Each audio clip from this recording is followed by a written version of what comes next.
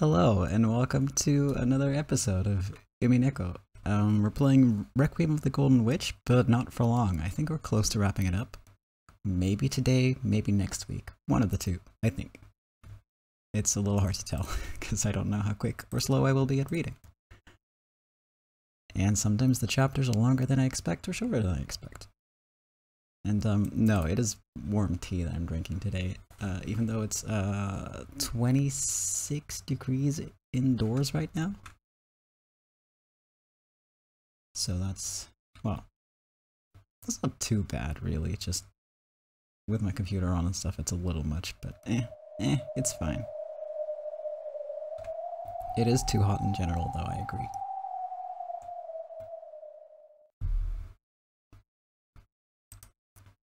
Alright, we do a little skipping. So, let's go through our content warnings. Because,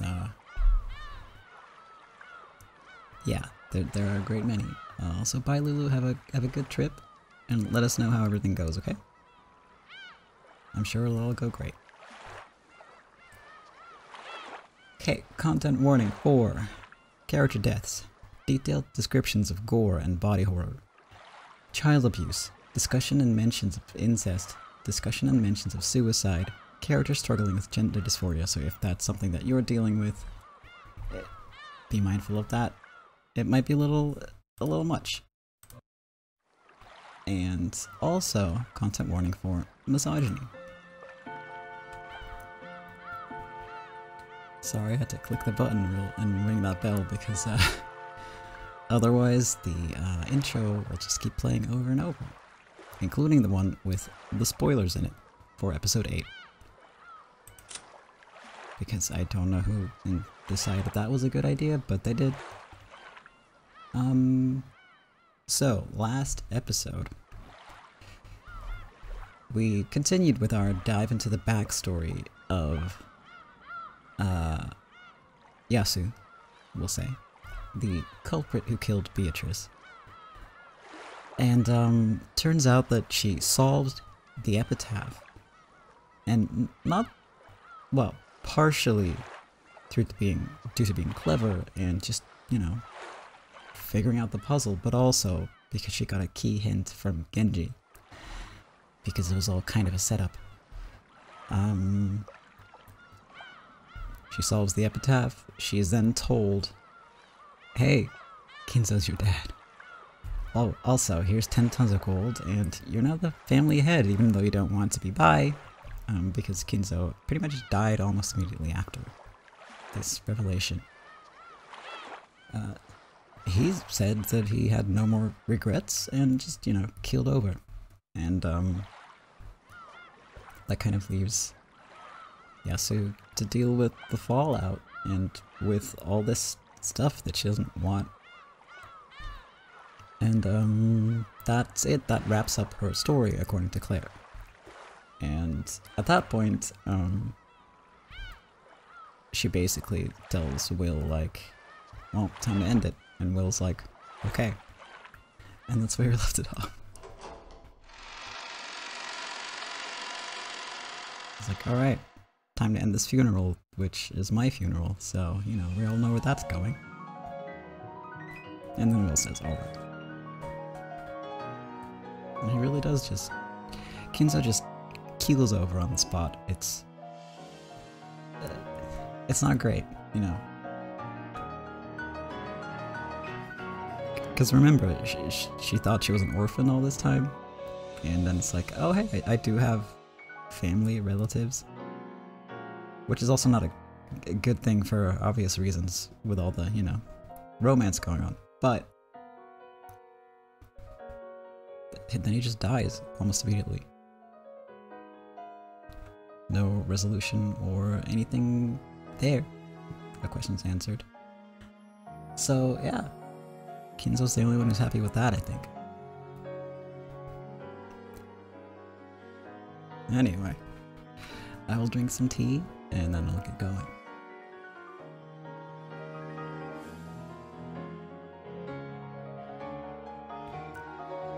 Exactly, he took the easy way out. He did apologize and was sincerely sorry, I'll give him that, but...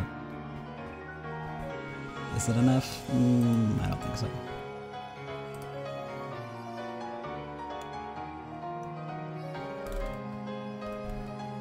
Yeah, it really is just like, sorry, bye.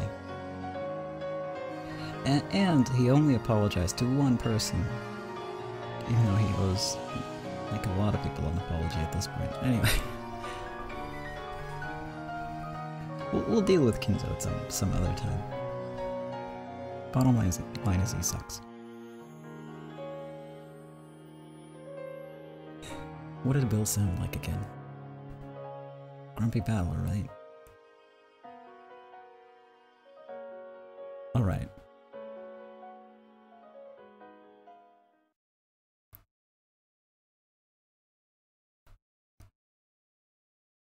I offer my heart to you, nameless and wonderful observer.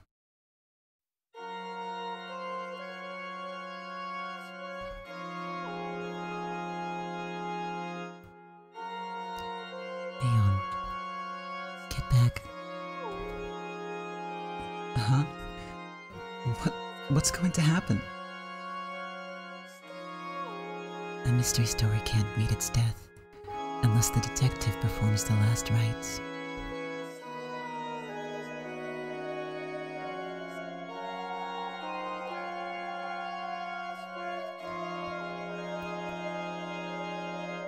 Will just stopping your heart be enough? When you mourn the dearly departed, do you just put their heart into the coffin?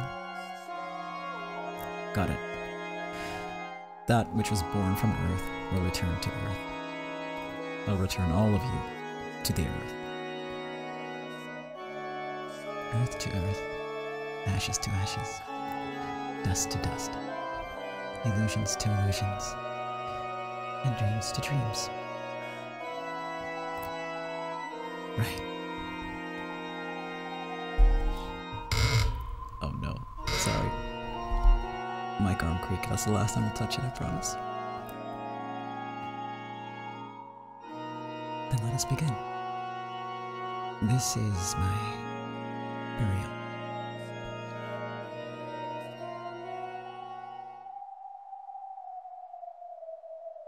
Whenever you're ready.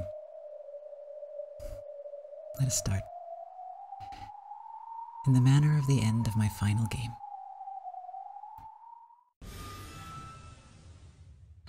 Light gathered at Will's back, and a sword materialized there. Slowly, he drew it out. Its pitch-black tip, which could neatly slice apart truth from fiction, swung once, leaving a black trail, and then again, leaving a white trail.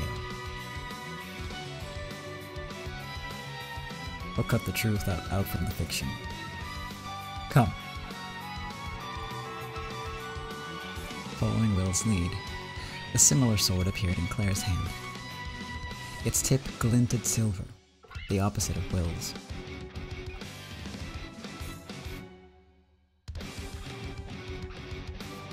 First gate, first twilight.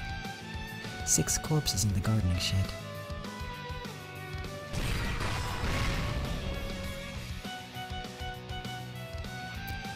Illusions to illusions. The corpse that cannot return to Earth returns to illusions. Will's pitch-black slash cut across Claire's body at an angle. The blade passed through her like she was water, but its tip sent golden flower petals scattering. First game, second twilight. 2 corpses are close together in a locked room, protected by a chain.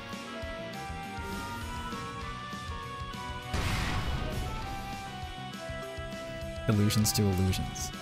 A chain of illusions can imprison only illusions.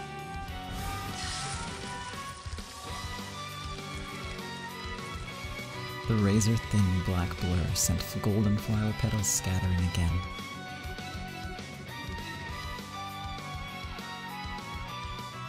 First game, fourth twilight. The old head from the locked room study, confined in a scorching furnace. illusions to illusions. Let the man of illusions go to where he belongs.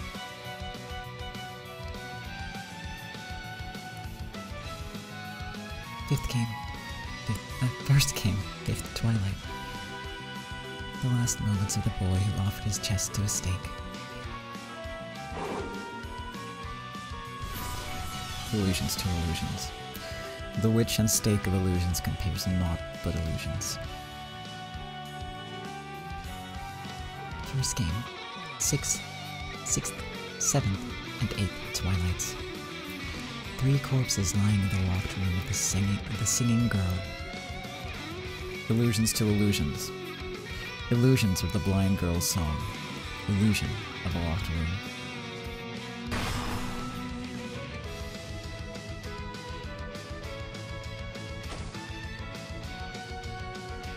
Well done. Yes, you really are splendid. That was a risky game from the very start. What would you have done if he'd insisted on seeing your face and just stepped inside?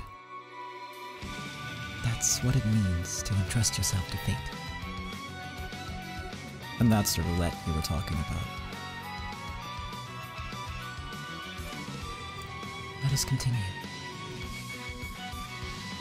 Second game, first twilight.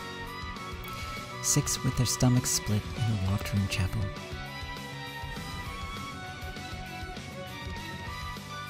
Illusions to illusions. The gold truth locks the lock of illusions.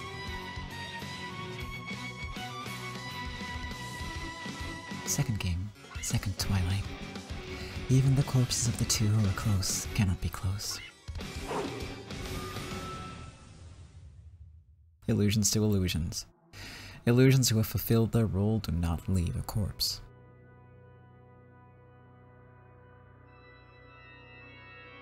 Second game, 4th, 5th, and 6th twilights. In Natsuhi's locked room, none are left alive.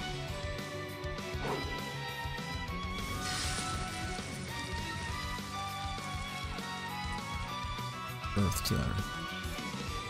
No one would dispute that a coffin is a locked room.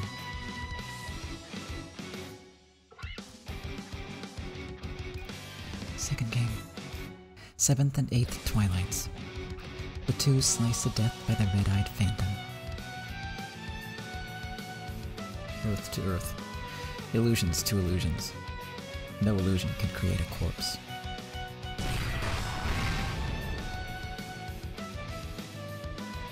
Every time the blade passed through Claire's body, golden flower petals flew everywhere. Bit by bit, the petals covering her heart were being torn away. The witch illusion was scattering.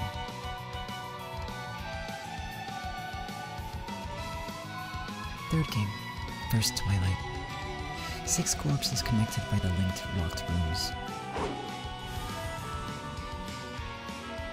Illusions to illusions. In a locked room ring, the end and the beginning overlap. Third game, second twilight. The corpses of mother and child lie together in the rose garden. Earth to earth. No falsehoods in their final moments as told.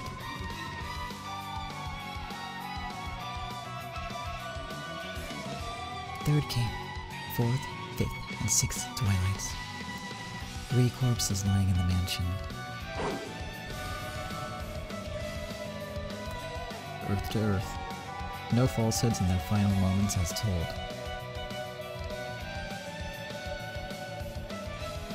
Third game, 7th and 8th twilights. The corpses of husband and wife lie exposed under the arbor. Earth to earth. The obvious culprit wields the blade of impermanence.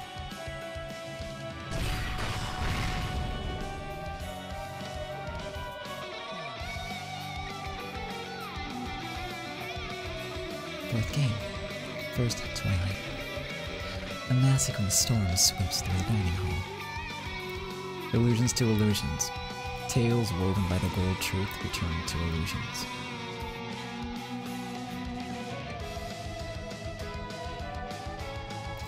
Fourth game, Second Twilight.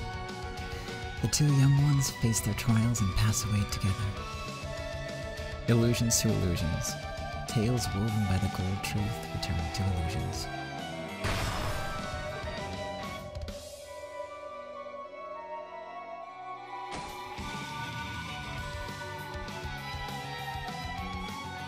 Fourth game, fourth, fifth, sixth, seventh, and eighth Twilights. None of the runaways are left alive. Earth to earth, illusions to illusions. Silent corpses adorned by fiction.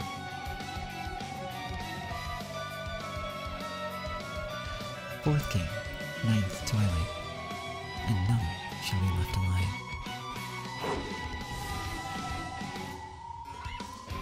Earth to earth, illusions to illusions. Fictional locked inside a cat box becomes truth.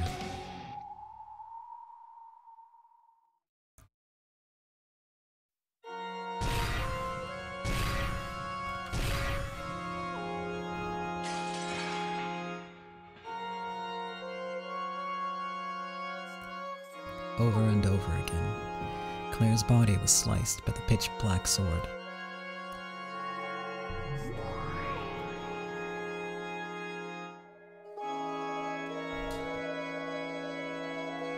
As proof, the chapel was now filled with golden flower petals, which danced around like gold snow.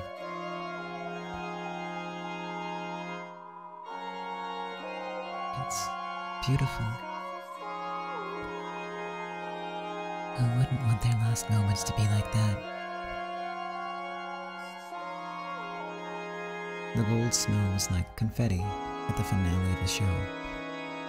The curtains were finally falling on the stage that was hers.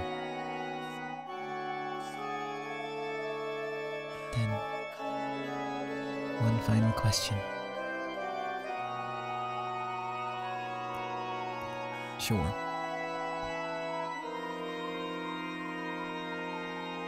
Claire slowly raised her hands. The sword she held became golden rose petals and melted away. She stood there, arms wide, waiting for the final strike.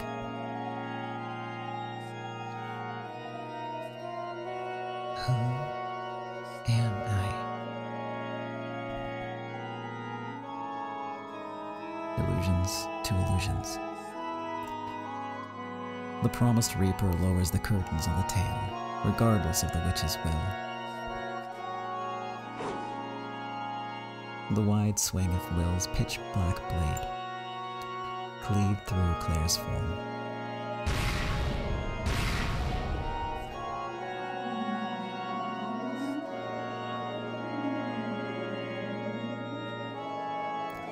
Blown away by a powerful gust of wind, her human form crumbled in an instant, became a storm of golden flower petals and was torn apart.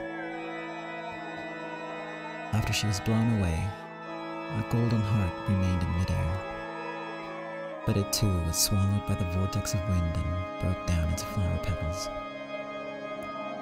The golden vortex swirled around the chapel. Then, the swirl of petals gradually scattered out of existence and vanished.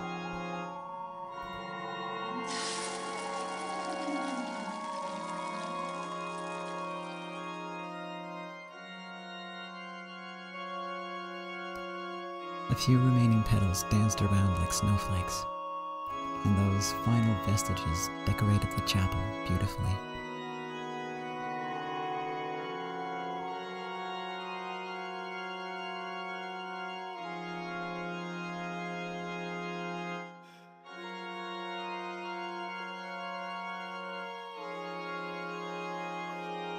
A beam of light lit the center of the stage. There stood Claire, whose tale had ended. Then, slowly, softly, she faced the audience and bowed.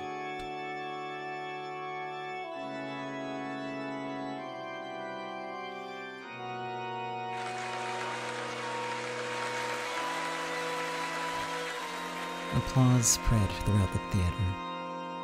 The long, long tale she had just finished telling was being given massive applause. It went on and on, and on and on.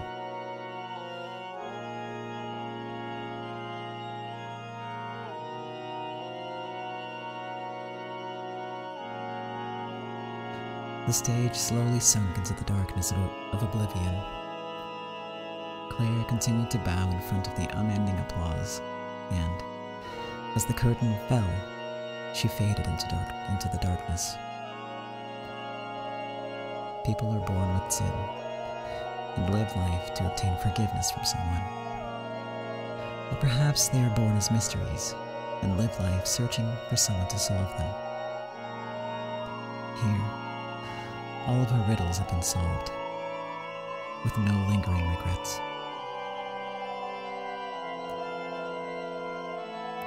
People are riddles. They want someone else to solve their riddle.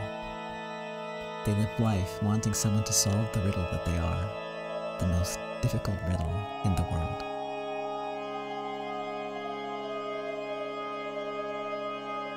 They want someone to look at the riddle they are, and they want that person to solve it.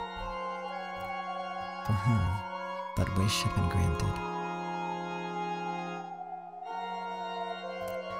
Her soul will wander no longer.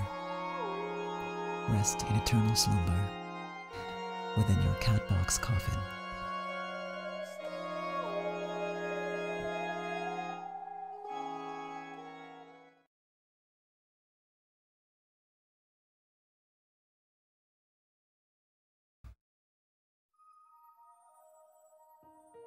Though there had been so many golden flower petals flitting about like a blizzard, not a single one remained. Everything had become dust, vanished as though there had been nothing there in the first place, and all was silent once more. Even the sound of rain was gone. The rain must have stopped at some point.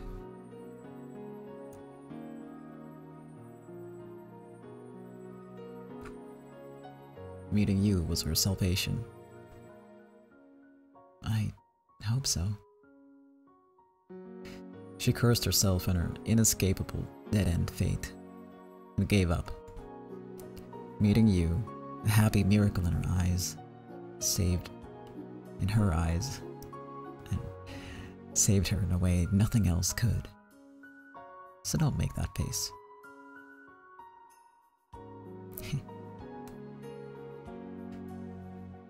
That was a pretty tasteful ending. For you. Oh, only told me to carry out the funeral. Well, I just called a facilitator, you, and let you do everything. Thank you, Will. In Claire's place, I want to thank you. Thanks for cutting off all the lingering regrets for a me of a different fate. I thought I'd see a bit more head-clutching and blind confusion from you.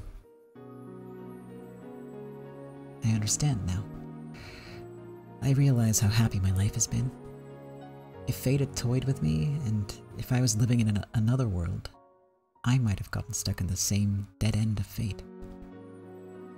However, thanks to an extremely improbable bit of good luck, I live in this world. I now know how much that means, how much it's worth.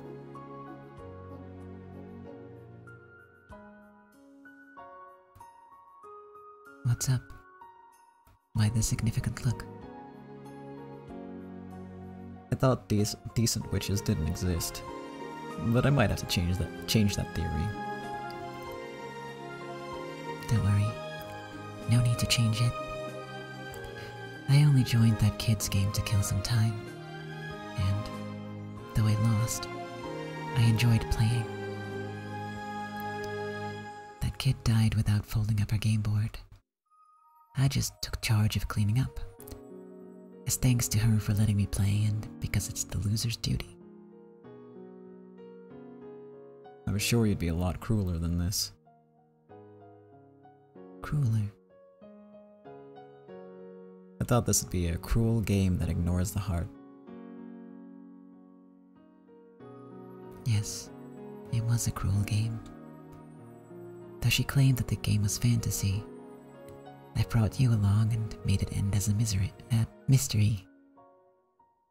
The witch illusion has been spectacularly crushed, and my little bit of revenge is complete.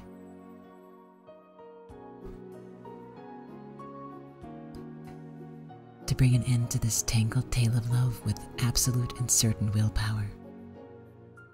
Out of respect for that certain willpower, the Witch of Certainty made that kid a witch for just 2 days. Even within this limited span of 2 days, I've been able to enjoy an endless kaleidoscope. I won't be bestowing in my favor, so no miracle will occur. However, even that ending is something that child wished for.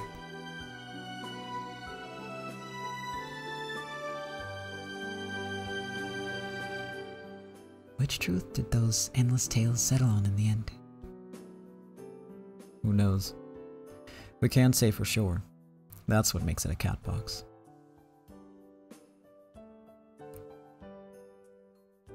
When you open the box, you get a tale where no trace of the mansion remains, and no one except Ava survives.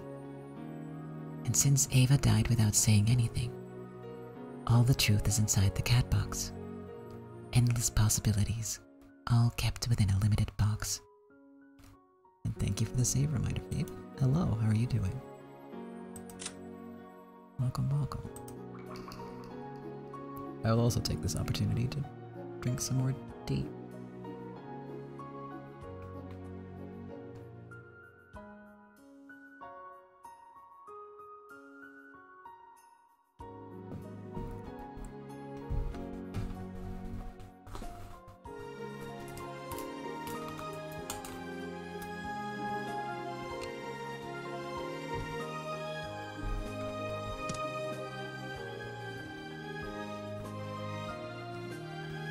Now that I think about it, maybe the whole island where she lived and died was the Golden Land.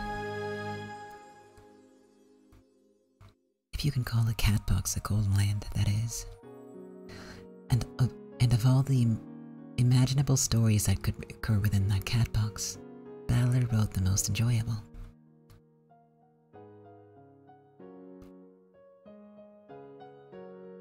You mean that book in Beatrice's coffin? That's right. It's the happiest possible tale for her, which he thought up himself.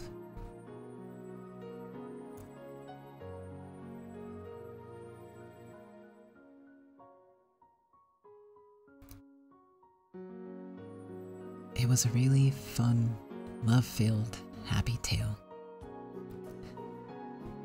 I also think that tale was the most fitting one to put in her coffin. No, that's wrong. Huh? You heard Claire. You are her hope and her salvation. More than anything else, it's you living on in happiness that will be her salvation. Right. Live happily. That's all you need to do to be that kid's miracle. Yes. I live happily enough for the both of us. I'm surprised you found this kid. Didn't you have to search through about 2 million of them in that vast sea? Such trivialities are all I am capable of. And now, the funeral is over. As promised, I've released the barrier. Once you leave, time will start moving again like normal. So, you're done with us now. If I don't get back quickly, Diana will start scratching the curtains. We weren't together long, but thank you for your help. So long. Be happy, for the sake of the millions of other yous.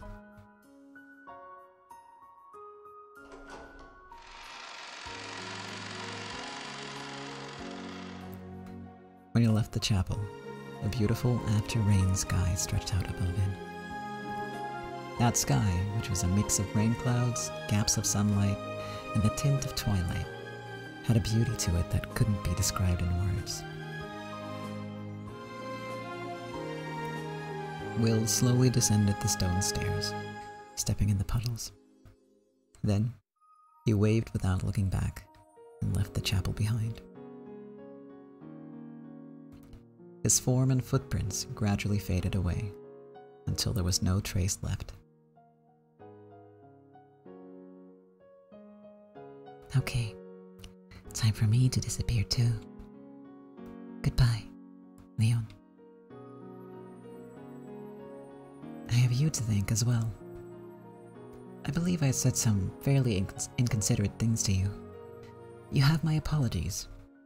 You taught me something very important.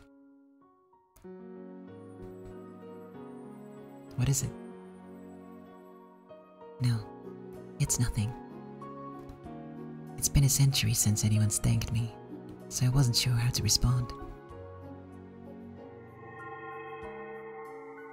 Berncastle shrugged, and floated up into the air.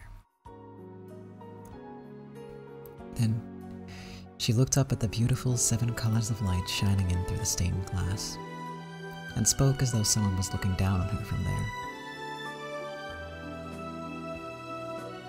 Oh, Aurora. Was that enough of an answer check for you? If you still don't get it, why not gather the other observer witches and have a tea party or something? Then you can listen to their theories. I mean, so I won't give any more hints than this. There are no witches who don't think. After all, witches who don't think either die or turn to seaweed. Now, it's time to go back and have a drink, while discussing how much of your theory was right. I'm tired of playing the part of the bad guy, and of being a Miko. You're done with me now. Bye, Leon.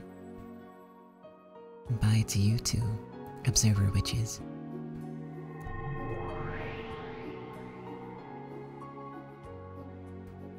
Berncastle burst and disappeared. A single golden flower petal glittered. Leon picked it up. It was the only trace of a miracle that remained in this chapel. At that time, cheery voices could suddenly be heard. It was the relatives. They came out of the waiting room, one by one. So, this is where you were, Leon. I was looking for you. Mother, my apologies. I was just thinking about something. Looks like the rain's finally stopped. Finally some good weather. Everyone, let us return to the mansion. I have been told that Beatrice's funeral is over. Father, where's the head? He'll be here in a sec. Today was pretty crazy. Playing along with Dad's little funeral show was a real pain. You shouldn't say that. It was a very important ceremony. That's right. I think it was very important for Father.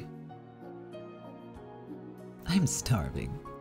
Gora-san, I think you could cook up something for us. Yes, ma'am. I'll prepare some tea at once.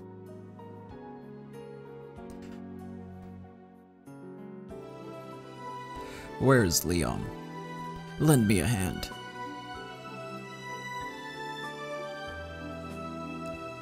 Our family head. There you are. As Kinzo came out after the others, Leon ran up to him. You did very well today. Beatrice's funeral is now complete. Yes. And I'm sure that Beatrice's soul was saved. How could you know that? I was with Beatrice until a second ago, and I saw her leave on her journey with no regrets. That's how I know. I guarantee it. I see. If you say it, then it must be so.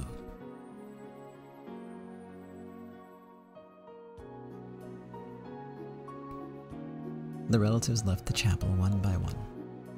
Leon left too, giving Kinzo a shoulder to lean on. I'm having a hard time reading today, dang.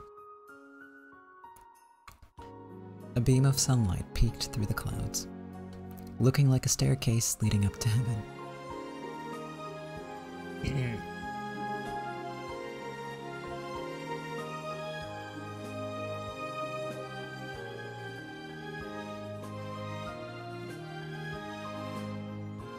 And that wraps up Arc 7.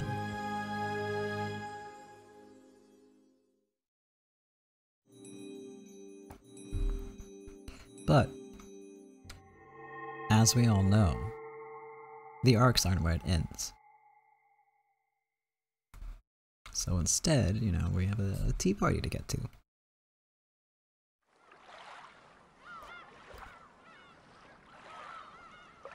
Right over here.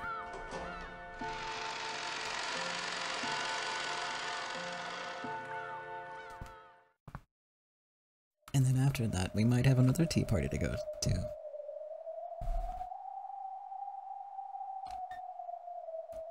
Yeah, I do love how they go through everything and then explain what happens without explaining what happens, so you still have to think about it. Like, it's never spelled out. And it does go very quick, which is... it is good, I think, for the pacing of this arc.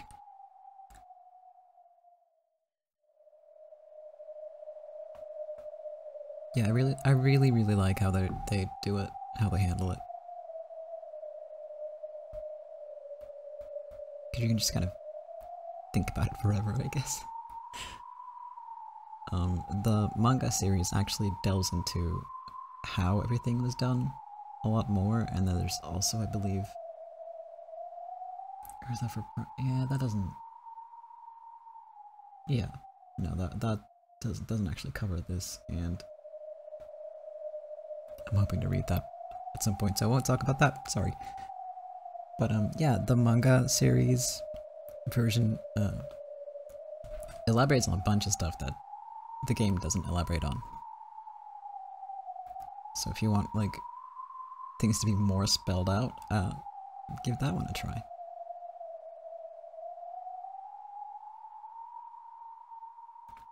I'm just finishing my tea real quick.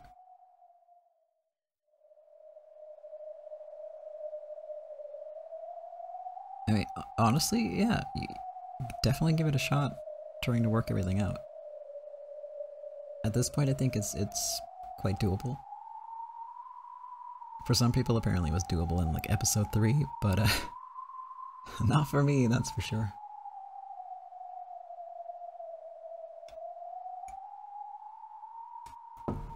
Yeah, you definitely have a bunch of hints at this point, and I know you've been keeping notes, so, you know, you got this.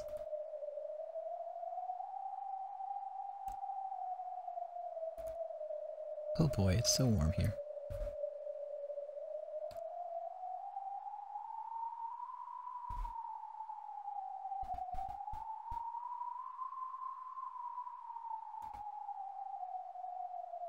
Phew, okay.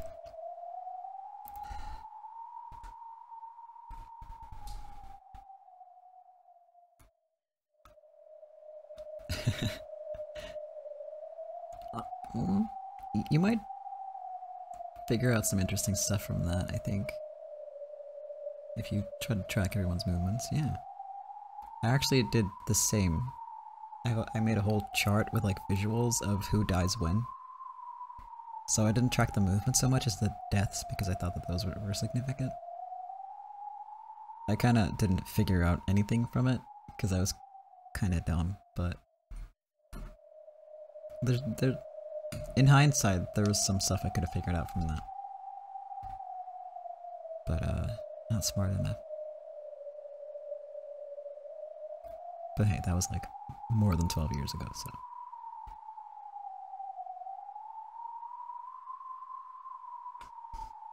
Okay. When I came to, all was silent. The lights were dim, and yet the room felt large. Where on earth is this?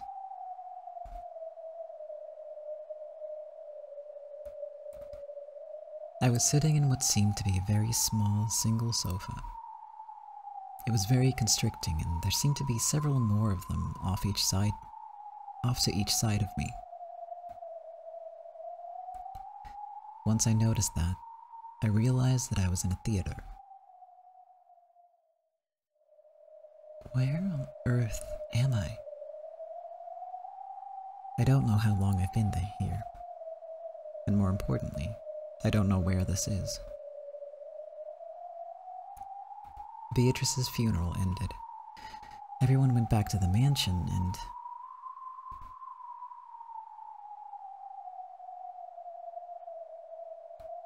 after that, my memory gets fuzzy and I can't recall anything else. Then, I was surprised to notice the presence of another person. Apparently, I wasn't the only one sitting in the audience seating of this vast theater. The sound had come from a seat to the side of mine. To the side of mine? Where do you put the emphasis in that sentence? I decided on that too late. Anyway. When I looked, I saw a girl sitting several feet off to my left. It was a face I had never seen before. I wondered who she was. She looked like a high schooler or a college student, about the same age I was. She groaned. Apparently, she had just woken up. I didn't want to scare her, so I decided to introduce myself first. Hello.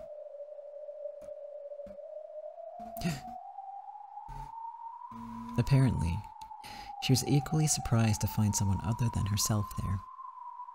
She jumped when she heard my greeting. Who on earth are you? I feel the same way. It seems that neither of us is here of our own accord.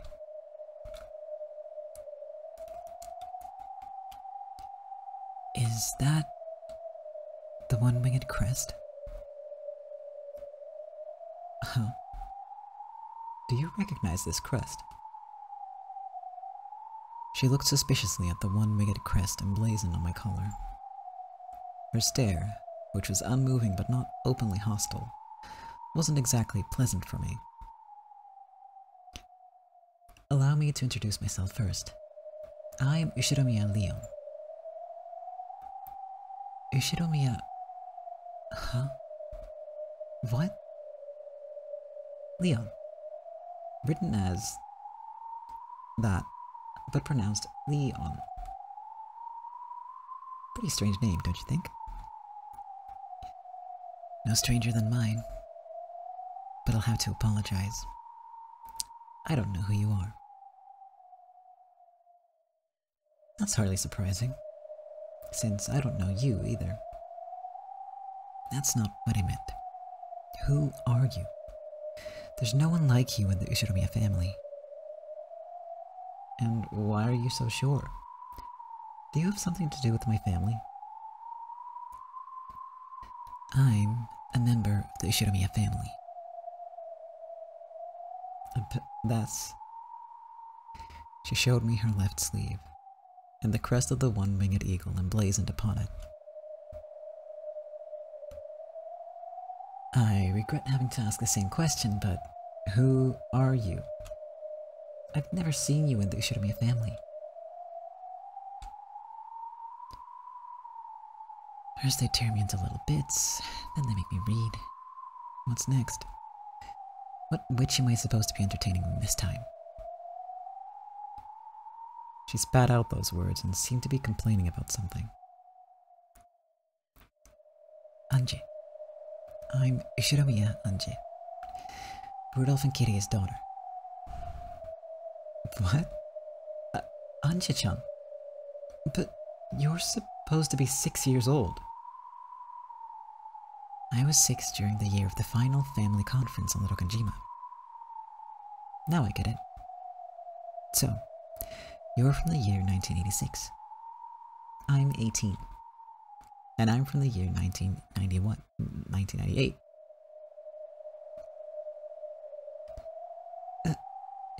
In other words, you're the Ange-chan of 12 years in the future?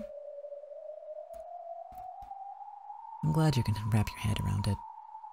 But, unfortunately, I don't have a clue who you are. Who are you? Who are your parents?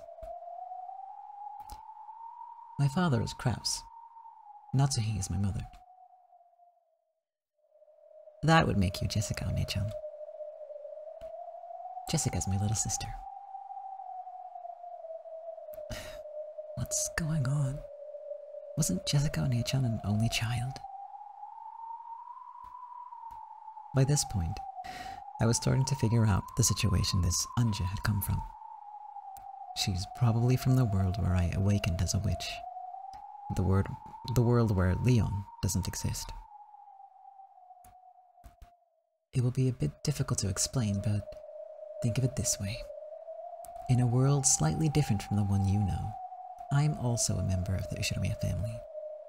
In your world, a different fate leads me to walk a different path through life, so that I do not live as an Ushiromiya family member. Are you a witch? Sorry to disappoint you, but I'm just an ordinary human. What I just told you is something I heard from the witch called Berncastle-san. Berncastle? That one with the long blue hair and the gloomy face? Yes. That probably describes her, I think. In other words, I'm being forced to play along with another witch's farce. Just where is this place? I only woke up a second ago myself. I wonder where this is. It looks like a theater. Are we supposed to watch a play or something? I'm really not in the mood now. Let's look for an exit. You haven't noticed yet? Look. Huh? These are... Clink. I finally noticed. Both of my wrists and ankles had chains attached to them. As long as I sat here, I had enough slack that I could move about a little, but it looked like there wouldn't be nearly enough for me to get out of this place. Who would do something like this? Once a witch has made you her peace, you'll be their plaything forever. There's no way to escape. Ange crossed her legs, making the chains clank together. She must realize that no amount of struggling will break these chains, that getting panicky won't accomplish anything. She seemed to have nerves of steel. What do you mean, a witch's peace? It's like being their slave. I made a deal once. I said I wanted to see my family, to bring them back from that day. In exchange for making that a possibility, that witch turned me into a witch's peace. At least the witch kept her promise. I was able to see Oni-chan again. You mean Valor-kun? Well, I wasn't even able to tell him who I was, and in exchange for that short bit of time, I'm now trapped inside the witch's toy box for all eternity. Looks like you are too. What bargain did you make? I didn't... You never asked the witch for anything? Never. She taught me what a miracle my existence is. That's all. Either way, neither of us is getting out of here. Okay, witches. What kind of show do you have for us this time? Have we moved from reading aloud to... allowed to theater going? Am I supposed to watch someone else read aloud this time, or what? If that's it, then start it up. I'm bored enough as it is. Ange yelled this to the pitch-black stage. Her voice reverberated throughout the theater, but no one gave an answer. No, someone did. And that was also in a voice that rang out across the theater.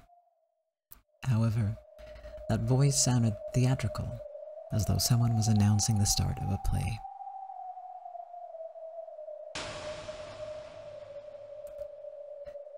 What happened on that day, you ask? I'm not telling. Why don't you just give up and die?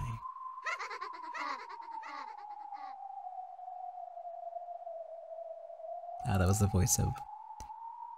Hold on, I need to actually read the line, even though I said it in my own voice. Was that the voice of...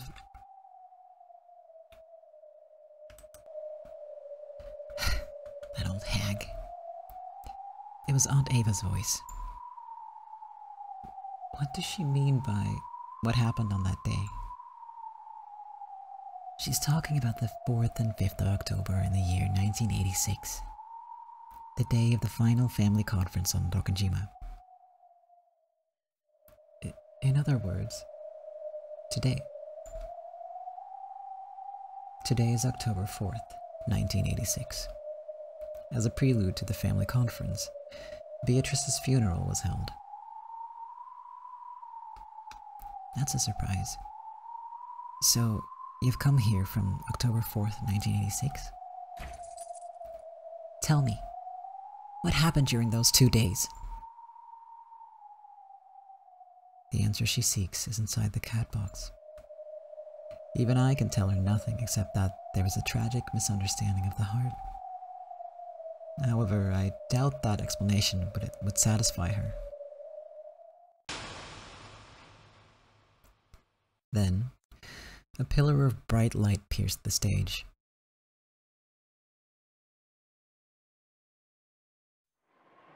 There stood a figure in white.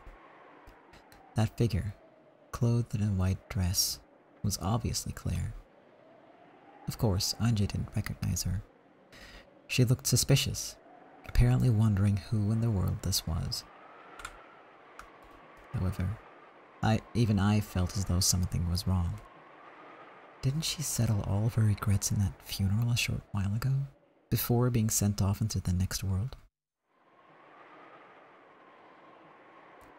She stood all alone in the narrow beam of light in the center of the stage, and the expression on her face was lifeless. The light began to grow brighter and brighter. It shone more and more fiercely on her, until it became blinding just to look at her.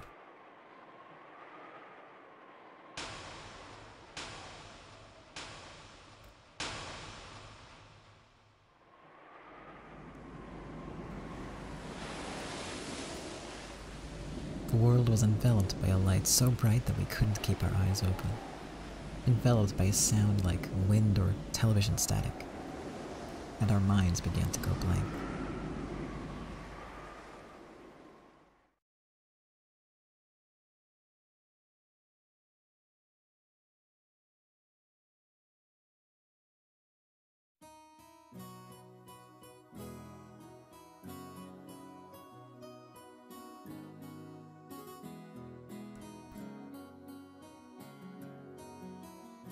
Whoa, they're blooming wonderfully again this year.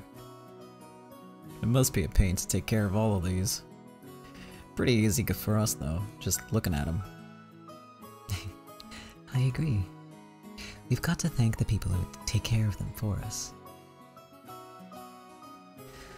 But it is a bit lacking in grace. I prefer the way it used to be, before Nissan decided to meddle with it. The old ones did have their charm, didn't they? Ooh, I love roses. I'd like them even more if they didn't have thorns. Ooh. Whoa! Now I remember this old garden. I'd totally forgotten about it these past 6 years. It has been a long time for you. Both you and this garden have changed so much.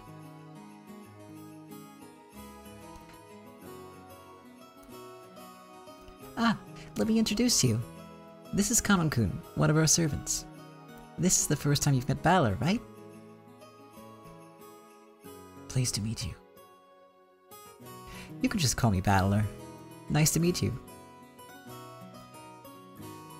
Shannon's here too today. Remember when we used to play together? Oh, Shannon-chan. I'd totally forgotten. That really takes me back. How's she been doing?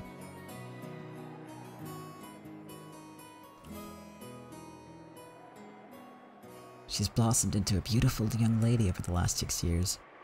You should say hi to her later on. Shannon and George Oni-chan are really good friends. Ugh.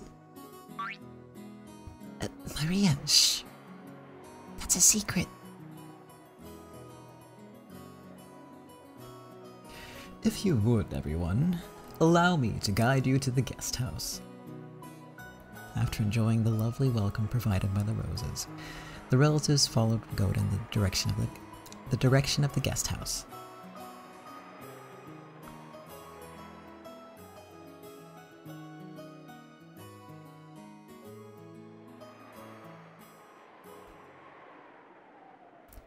October 4th, 1986. Rokanjima. A world without Leon. The day of the Ushinomiya family's family conference.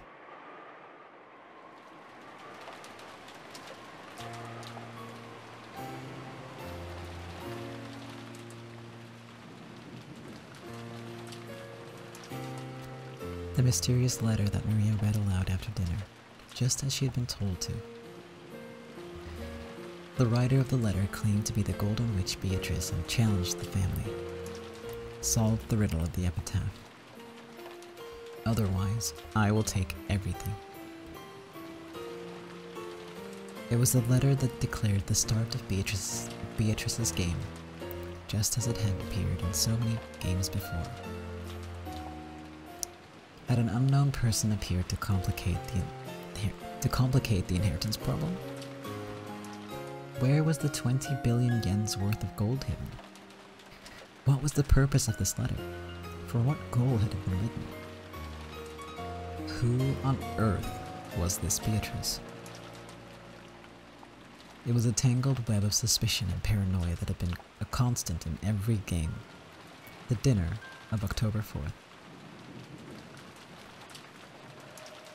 George-kun, I'm sorry, but could you take the others and go back to the guest house? My apologies. Shannon, take the children to the guest house. We'll move straight on to the family conference. Yes, as you wish. Beatrice, the Golden Witch. What a fascinating letter you've sent us. She's telling us to solve the epitaph. Ridiculous. That gold belongs to us. Why would we ever give it up to some outsider? If we could just find that gold, we'd all be happy. No one would have to lose anything. Let's go, everyone. Looks like it'll be adult time from here on out. Give me a break. Sounds like things are... One sec. My voice is like, no more reading.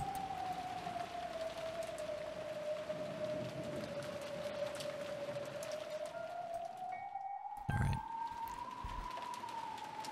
Sounds like things are going to get complicated.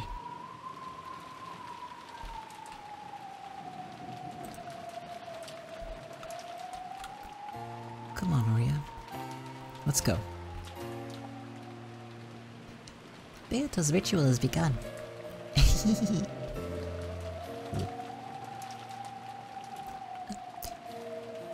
Okay, everyone. I shall guide you to the guest house.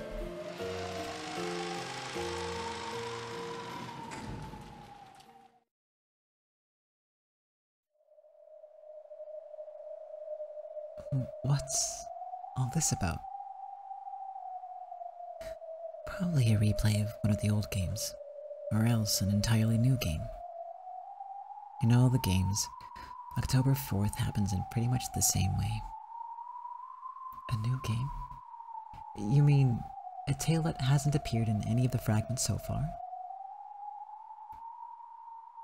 There's no way they'd go to the trouble of chaining us down if they just wanted to show us a game we already know.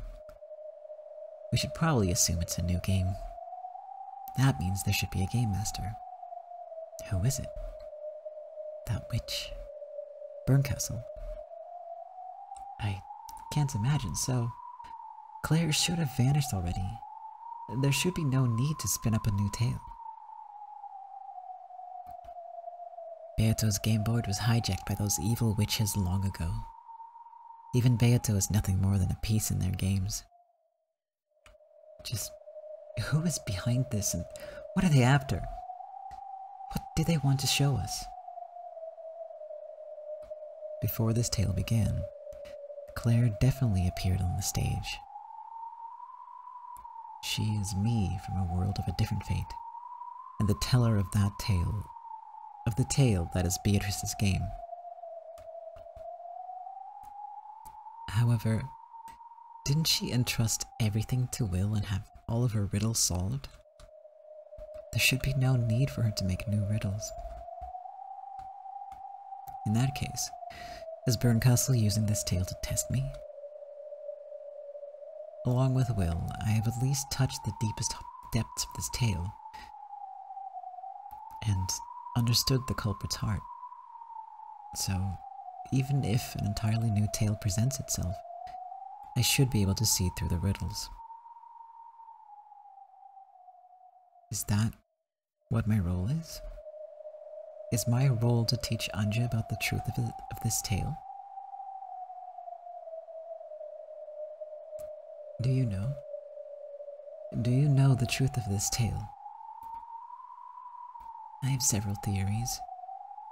Still, none of those can give a conclusive answer. The truth is always inside the cat box. I can't say anything for sure. In this world, Ange is absent on this day, so it's only natural that she doesn't know what happened. However, at the very least, I do know who the culprit is and what they are trying to do. Yes. I think I finally understood my role in this. What do you mean?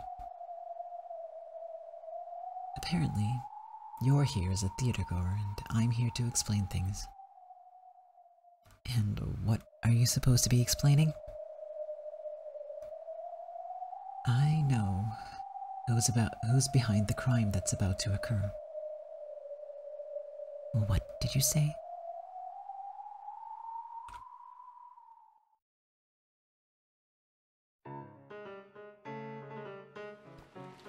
Thinking about this normally,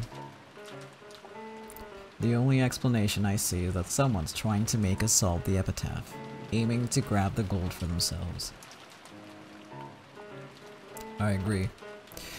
If they'd already solved it, they could just take it. There'd be no need to challenge us to solve the riddle. It's a prank by one of the servants.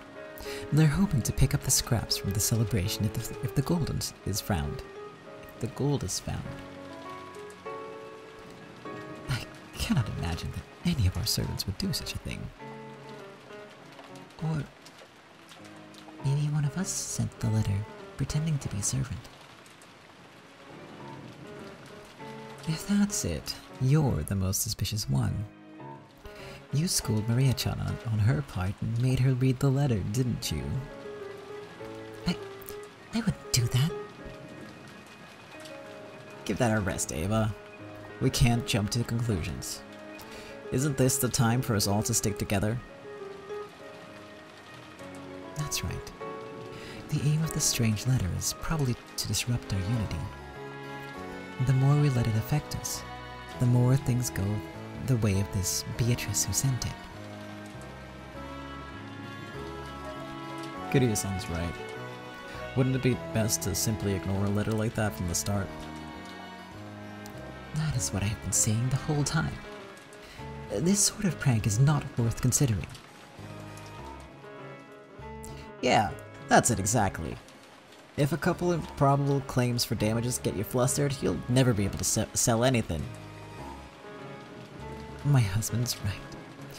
This is a child's prank, and taking it seriously is just a waste of time. If someone really wanted to shake up the inheritance issue, they'd come forward boldly instead of using something this roundabout. You've got it right. You've got it right there.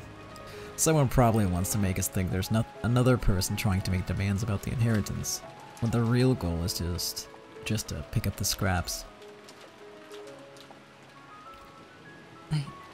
I wonder if they'll ask for some hush money in exchange for staying out of the inheritance issue. If that were the case, they would have written it into the letter already. And the letter is just a challenge, telling us to solve the epitaph or have everything taken from us. The culprit's trying to make us solve the epitaph's riddle. Nothing more, nothing less. So, it's simple. If we let this letter scare us, we lose. Yes, I agree. After that big mysterious show, like something out of a mystery novel, we've all gotten carried away. It shows how tense we all are. But who did it? Such an aggravating thing to do. If it wasn't a servant, then one of us must have written it. I'm not naming names, of course. Stop it. I really know nothing about this. Settle down. Anyway, what this letter says does make a bit of sense. All of us need money. And if possible, we need it right away. No one here has any objections to that, right? Of course not. Who'd object to money or love? We don't know when Father's inheritance will come to us. However, the goal of the epitaph is different. If we find it, we could just split it then and there. In a sense, it's even closer to us now than the inheritance is. Assuming we can solve the epitaph. Everyone here has made their own attempt at the riddle, yes? Kitty asked the room at large, and everyone wordlessly nodded back, not mindlessly. I really can't read today, I'm sorry. We have a whole 4 people here who inherit the blood of the one who made that riddle. Yet, we're all tackling it individually. That doesn't sound very efficient, does it? True. We've all been greedy and tried to go it alone. However, we've already reached the decision about how we'll split the gold up if it's found, and about acknowledging Aniki as the successor. Though you all demanded quite a lot in exchange. I wonder if we can solve that epitaph, if we pool our efforts and work together. 2 hands are better than 1, and here we have 7. Today we reached a general agreement about the inheritance problem. Why not take a shot at the epitaph for a bit of fun on the side? Nice idea. Let's give it a try and call it a break. Ridiculous. There is no... Take it easy. Just think of it as a game. Let's have Goda-san bring us something cool to drink. We can take a break and all play riddles with it. Play with riddles as a big, happy bunch of siblings for once.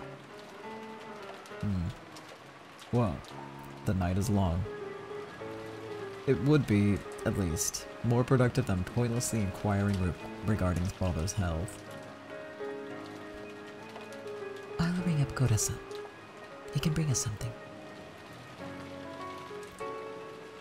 some tea, snacks, and... Oh, could you also ask him for a map of Taiwan?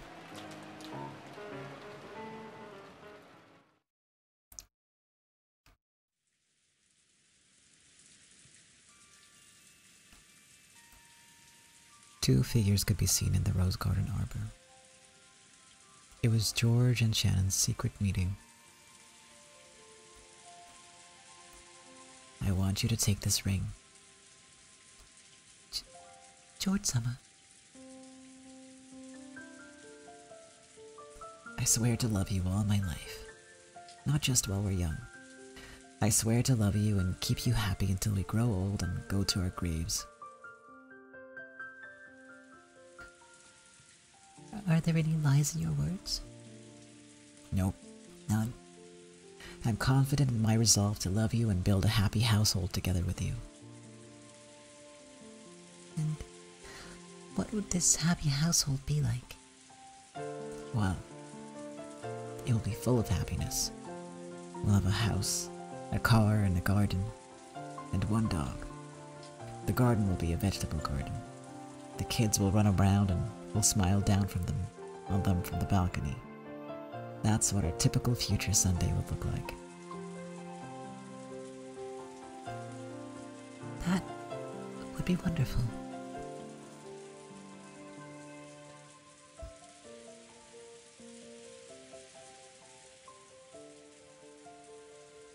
What? Those two were a couple? Shh! Why are you so damn loud? Maria'll wake up. Oh, right. So that's how it is, huh?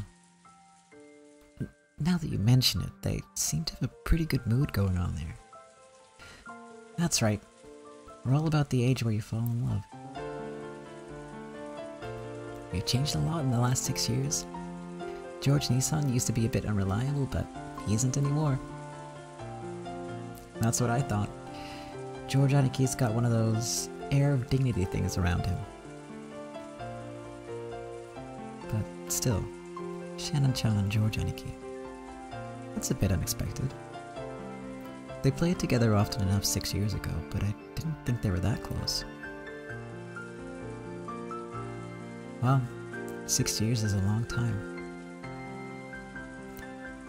The last 6 years have been huge for all of us. Yep. Honestly, so much happened to me over the past 6 years that I pretty much forgot about Rokujima. Yeah, and I almost totally forgot about you as well. Now that really hurts.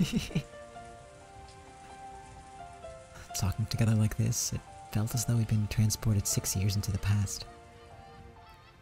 Those 6 years were so long that I forgot almost everything. And yet, it's coming back to me, bit by bit. Shannon-chan. 6 years ago, you were part of our group and we played together a lot, didn't we? Back then, I think I might have liked Shannon-chan. That was the age when we were all overly self-conscious, in love with love.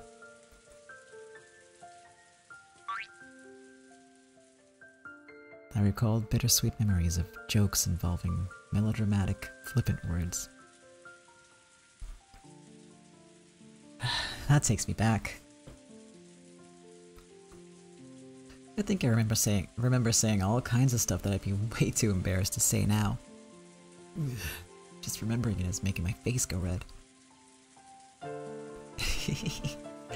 Shannon might be a scatterbrain, but her memory is incredible. Guess I'll just have to ask her all about your dark, embarrassing history. Quit it. That was 6 years ago, so give me a break. I see. So, Shannon-chan is going out with George Aniki. What am I thinking? Could this be jealousy? I didn't really think about it until now, but that thing Shannon-chan and I had back then, that was probably my first love. It's not like I have any right to be jealous, after forgetting the whole thing until we met again.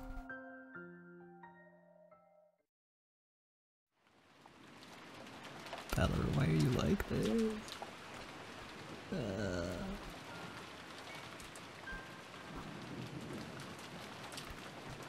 Everyone knows that Dad's old home is Taisho in Taiwan. Father still chews areca nuts from time to time in memory of Taiwan. Apparently, he got hooked on that instead of smoking when he was young. But there must have been countless rivers there with sweet fish swimming in them. There's an endless number of streams that are famous sweet fish fishing spots. Holy shit. Famous sweet fish fishing spots. Say that 10 times fast. You won't. You can't. You could probably have found sweet fish living in every body of clear water. Or you're completely stuck. Could it be some nearby creek that Father used to play in as a kid? He said sweet fish, but maybe we're looking for something more like carp. Or it could be some sort of metaphor. The river isn't necessarily a river with water flowing through it. What do you mean by that? Sorry. Well now, who knows? Kitty has a point there. Isn't it a bit too early to be sure that Taiwan is this home of old, or that the Sweet Fish River is a river with water flowing down it? If we look at it that way, we're just stuck again. The more you think about this puzzle, the harder it seems. That's it. This is just a silly puzzle. Kiryu-san is right. We need to be flexible in our thinking. If we're looking for a river near Taisho, that would have to be Tamsui River. Are you even listening? We just said that it might not be the kind of river with water flowing down it. Is there any proof that that river is a sweet fish river? You're right. I'm sorry. Well, it probably did have sweet fish in it. I mean, it's literally called Freshwater River. Makes sense that a freshwater fish like sweet fish would be swimming in it. Sweet fish are freshwater fish, so a sweet fish river would be a freshwater river. Is that how we get Tamsui River? Quite the word game. Now that's an interesting theory. Let's advance our reasoning a bit further. As you travel down the river, you will see a village. What's the name of the town at the mouth of Tamsui River? It says Tamsui here. I went sightseeing in Tamsui. It was a calm and gentle harbor town. Beautiful sunsets. In that village, did you find the shore the two spoke of? Not really. It doesn't ring any bells. I guess the beloved home of old doesn't refer to Taiwan. It might be Odawara after all. If we can't discount any possibilities, then we won't get anywhere. We can't even get past the first line of the epitaph. Quiet. You're distracting me. It has to be Taiwan. Father wouldn't describe any other place as beloved. That is one thing we can agree upon.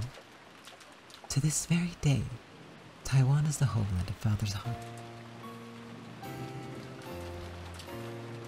It's probably best if we don't spend too much time on the first line. I'm going to take a look at the other lines. Just a quick peek, starting at the first twilight. Me too. I'll leave the Sweet Fish River to you, Aniki, and have a go at the second half. On the first twilight, sacrifice the 6 chosen by the king. How mysterious.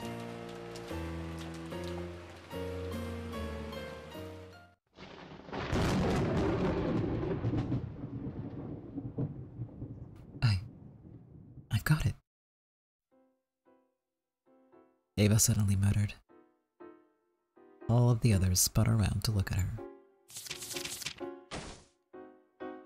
Ava flipped through the pages about Taiwan with incredible force, then found the page she was looking for and slammed the book open so hard that it almost tore. This whole time, they had been looking at pages with place names. As far as the overall mass of information went, those had seemed the most useful pages to start from. However, the page that Ava opened to was very limited in the scope of its information. It was a map of railway lines. As you travel down it, you will see a village. A village. There it is. The village. What are you talking about, Ava? Explain yourself. Quiet. There's a shore too, and a mouth for speak. I'm not sure what it means by the two, but there definitely is a village and a shore and a mouth. And this is it. This is definitely the village where the key to the gold sleeps. Calm down. Explain it so we can understand too. Two. The Tamsui line. I see. So, the Sweetfish River was actually a railway called the Tamsui line. Well, I doubt that there are any sweetfish swimming there. Look! If we follow the Tamsui line down, there's a station that used to be known as Kiriga. Look at the characters it's written with. There's a village, a mouth, and a shore. She's right. There's a village, mouth, and shore. As you travel down it, you will see a village. True. That's the only station on the Tamsui line that has the character for village in its name. I see. It's like a code pointing towards the station's name. This has to be it. There's no doubt. We just need to look a bit further, and then we'll definitely find out what the two speak of means. Look. This is it. This is it. The town near the station is also called Kirigan, but with a mouth in the second character. That makes a total of 2 mouths in Kirigan. Is that the two speak? Incredible, Mason. This has to be it. Does this mean that the key is hidden somewhere in this town of Kirigan? I wonder. The whole riddle so far has been a word game.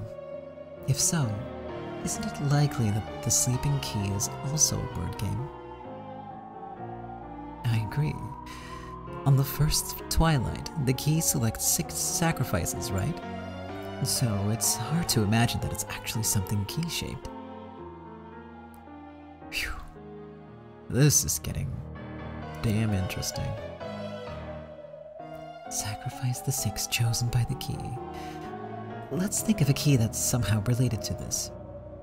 And let's break down this name, Kirigan. I'm absolutely sure that this is a word game. It has to be. Think, everyone.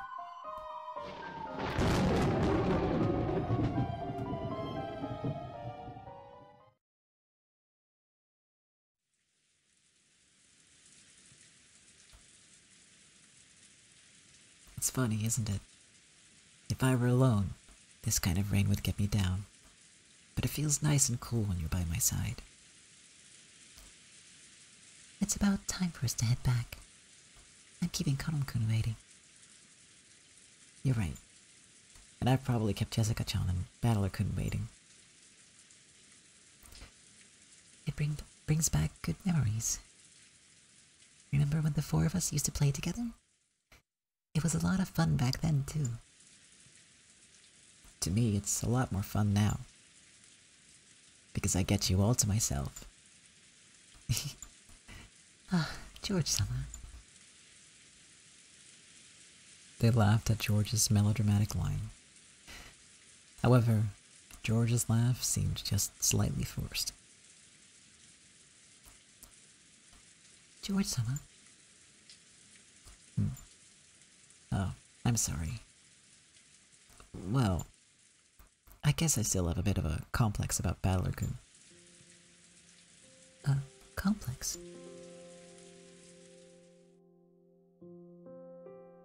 Like Uncle Rudolph, he's lively, interesting, and just full of energy. He's a much more charming person than I am. I can tell how much he outshines me when we're together. That's not true. You're an accomplished and charming man. You aren't inferior to Battler-sama in any way.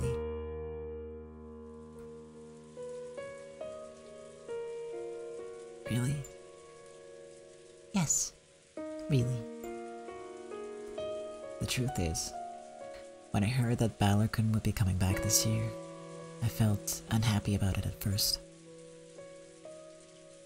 Why? 6 years ago, Battler-kun was the one who was really close to you. I wanted to get closer to you, but I just couldn't manage to get between the two of you. You two just looked made for each other, and all I could do was watch on longingly. Is that how you remember it? I don't really think we were made for each other. It was just Battler-sama teasing me. You two were the perfect couple. There's no doubt about it. I was sure that you two were going out. That never happened. You're thinking too much. I really am pathetic. I was afraid I'd hand you this ring today and you'd refuse. Why's that? Why should I refuse your ring, George-san? Because Battler-kun came back. I was afraid that deep down you might still like Battler-kun, and that now that he was here, he wouldn't have any use for me.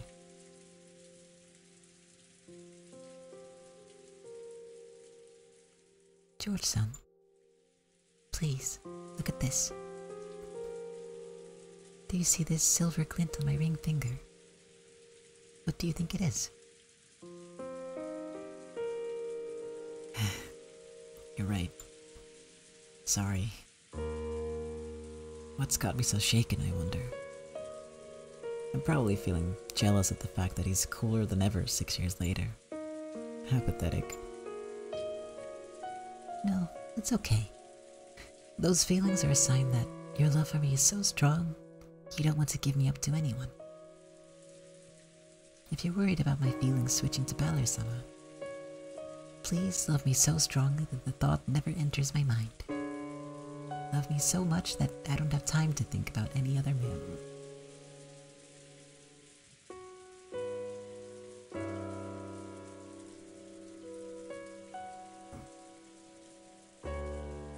I'm just not gonna comment, we're gonna move on. I'm scared too.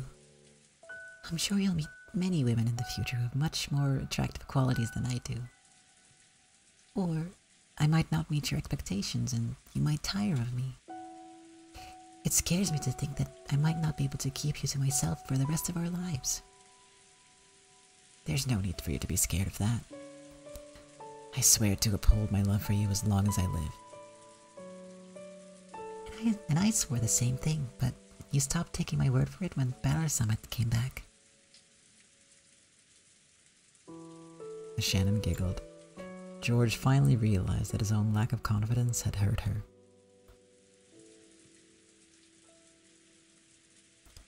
I won the heart of a wonderful man named Shiromiya George-san, and he has sworn to love me all his life and given me a ring as a sign of this oath. With this ring here on my ring finger, I am going to be honest with you. Sure.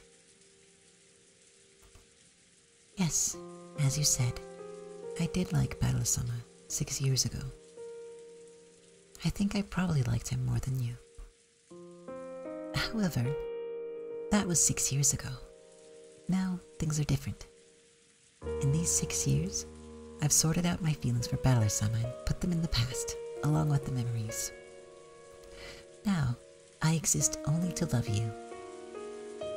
Shannon spoke clearly and strongly. George gave a single, uncertain laugh. It was probably the same sort the George of 6 years ago had made. Then, he straightened up his back and hugged Shannon without saying a word. In that moment, he parted ways with the person he had been 6 years ago.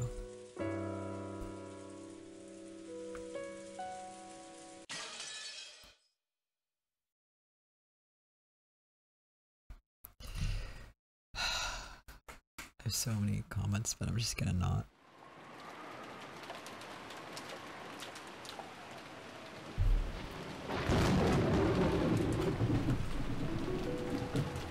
I've got the ladder. Here we go.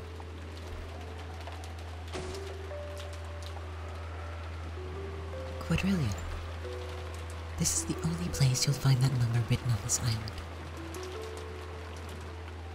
1/10 of a K. Who'd have thought it? If your idea is right, then the letters of that relief, I looked it up, it's relief, because the English language is very selective about when it pronounces loan words, according to the loan language, and when it doesn't, including halfway through the word. So it's relief. Then the letters of that relief should be the mechanism. We just need to check. Who's going up? I'll go. Hold the letter steady, okay? Be careful. It is fairly high. Rudolph climbed up the propped-up ladder. I'm sorry I'm laughing. I'm just remembering that scene where he also climbs the ladder in episode... Is it 5? And you just see him slowly, like, you know, hop up on the screen. I just suddenly remembered that, and it's so fucking funny. I love this series so much. You're relieved that relief is the word and not relief because it seems really awkward to pronounce relief with 3 syllables. Yeah. But like if you want to say like high relief, right? It's O. Relief. But O isn't like the letter O, it's H-A-U-T. So you pronounce it the French way.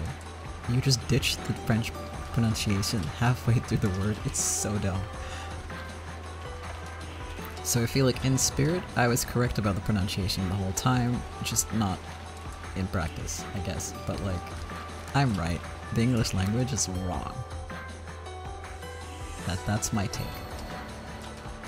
Anyway, Rudolph's going up under the ladder. Step by step, as the rain poured down on him. Look at the cube. See anything? Does it look like there's anything to it? There's a bit of play. Crap.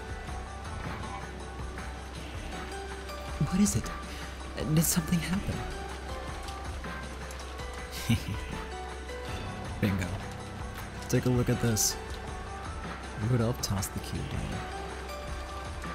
It hit Kraus on the shoulder and landed in a puddle. This is a key. What does it mean? Rudolph, can you take out the other letters too? Yeah, it looks like it. I guess our crazy theories were on the right track after all. What's the next letter to take out? I. And then L.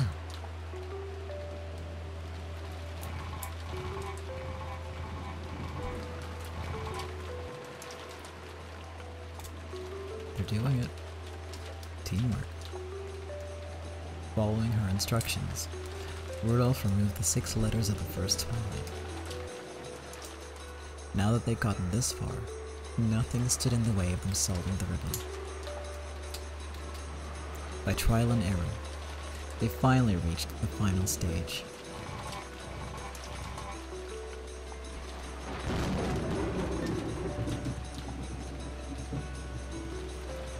It says to gouge starting from the head, which must mean going from left to right.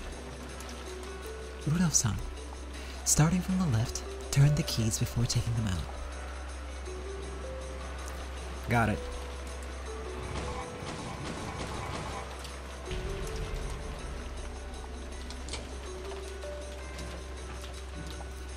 Now we've massacred all of the letters. So, none are left alive on the 9th twilight. So, did something happen? It felt like something clicked, but nothing's different. Maybe a hidden door or something opened up somewhere. Hey, look at that! It moved, I'm sure it did. Everyone, look! The lion statue is facing the other way. What is going on? Is there some secret inside the lion statue? That's not it. It's probably telling us to look where the lion's pointing. See? Look that way. That lion's facing a different way too. What does it mean? It's guiding us, stupid. We have to go in the direction of the lion's face.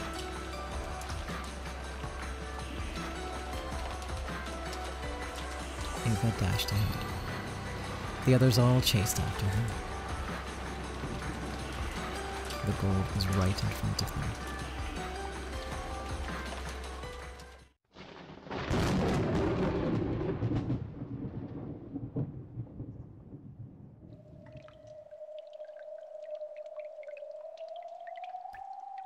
No, this is a surprise. This is a surprise. Who would have thought that a hidden stairway like this existed? It makes sense now.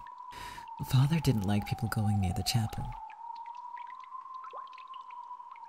I wonder how long that mechanism has been there.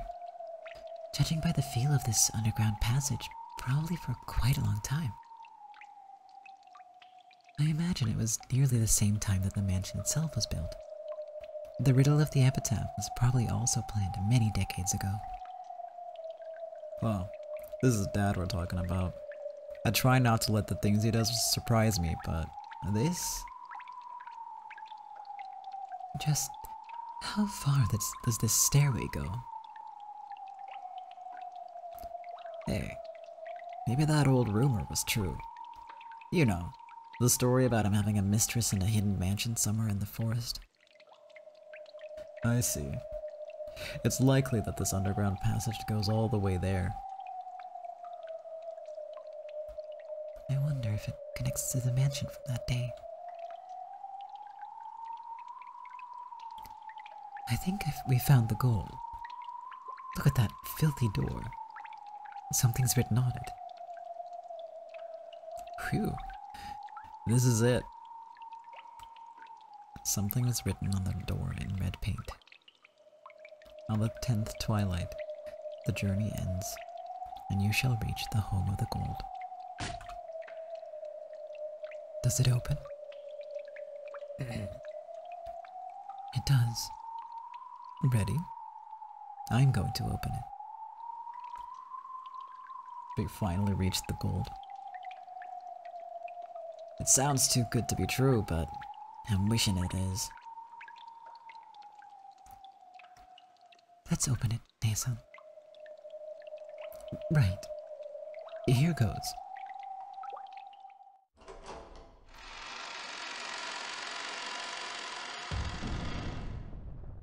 The heavy door opened slowly. Then, the gold-filled underground VIP room showed itself.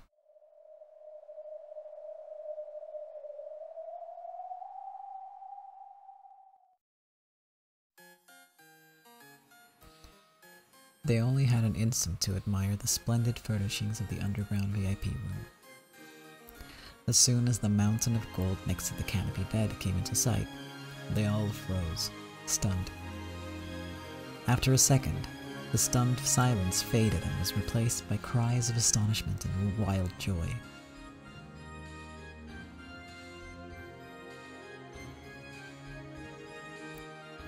Incredible! I can't believe it. It's 20 billion yen in gold. It really exists. What a shining mountain. It almost blinds the eyes. We did it!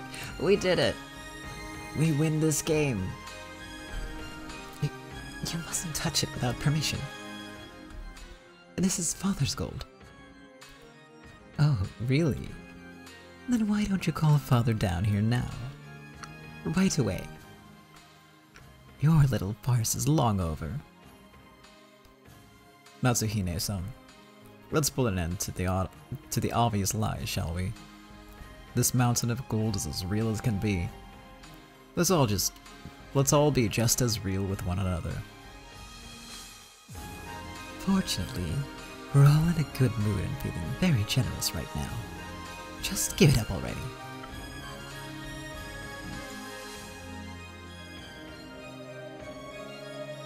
The pile of gold this massive carries magical power within it.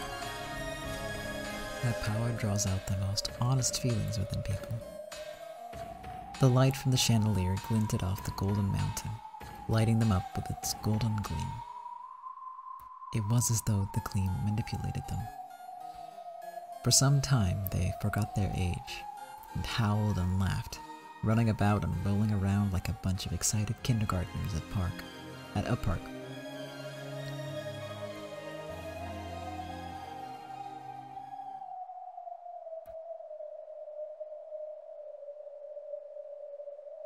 What is all this? What's it supposed to mean? The epitaph has been solved before the crime occurred, and by all of the siblings together. That hasn't happened in any of the games before now. Supposedly, Beatrice decided not to commit the crime if the epitaph was solved. Yeah, supposedly. I wonder. Ange snorted, but I believed. This is what Claire decided. She entrusted everything to the roulette of fate, so she would obey the result. She let the roulette decide her own fate specifically because they couldn't decide on their own. So she'll do what it says. She'll follow her own rule. She'll definitely keep her promise. It won't occur. The crime. Are you sure about that? Yes. Her roulette has already made its decision. This is the end of her game. If it's the end, what happens next? They all become happy rich people and leave the family conference unharmed? My family comes back to me with a souvenir of an ingot that isn't made of chocolate? And everything ends happily. You think those witches would chain us to chairs to show us a naive dream like that?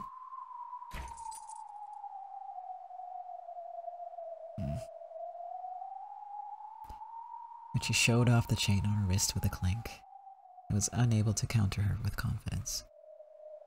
But I want to believe that Claire's game has now come to one of its possible conclusions, even if it is the least eventful.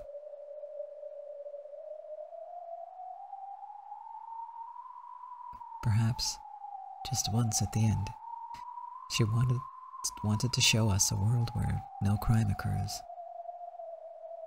Having disappeared with no regrets, perhaps she left us a parting gift in the form of a game where no crime occurs where no crime occurs, in a sense, the most peaceful sort of game.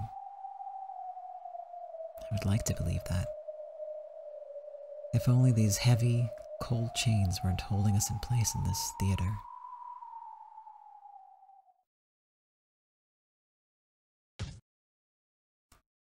Is someone there?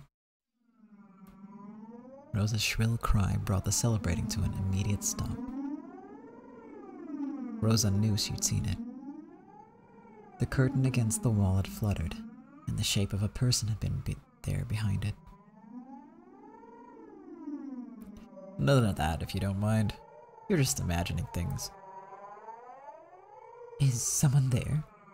If you are, come out. When Ava yelled, the curtain shook.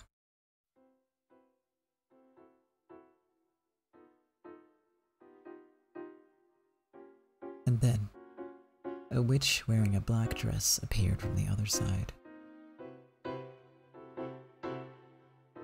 In an instant, everyone realized that the dress was the same as the one worn by the witch of the portrait. And they realized one more thing. This person was the owner of this room. Welcome to the Room of the Gold. Her face and her voice were expressionless, blank. The others all looked at each other, wondering who should respond. Rudolph was the first to speak. So, you are Beatrice. Indeed. And you're the one who gave Maria that letter. Indeed. Is father behind this? No. This is my game. If that's so, then we've won. We've solved the epitaph's riddle and found the gold. We've accepted your challenge and won. That means this gold belongs to us, right? Indeed. It is as you say. You have solved the epitaph splendidly and discovered the hidden gold. This game ends in your victory. This gold no longer belongs to me, but to all of you. It seems we're graceful in defeat. Hey, you. If we hadn't solved the epitaph's riddle, what were you planning to do? The letter said you'd take everything if they should be a family. Yes. I plan to take all of your wealth, and all of your lives. I plan to do as I please with everything that exists on this island. The witch walked towards the table next to the bed. Then, for the first time, the others realized what sat on that table. They were 4 rifles. There was also a case filled with bullets. The witch picked up one of the lead bullets lying on the table and played with it, her face still expressionless as she spoke. If the night had ended before you managed to solve the epitaph's riddle, I planned to follow its instructions and commit 13 murders. What did you say? That's what I thought when I first saw that epitaph.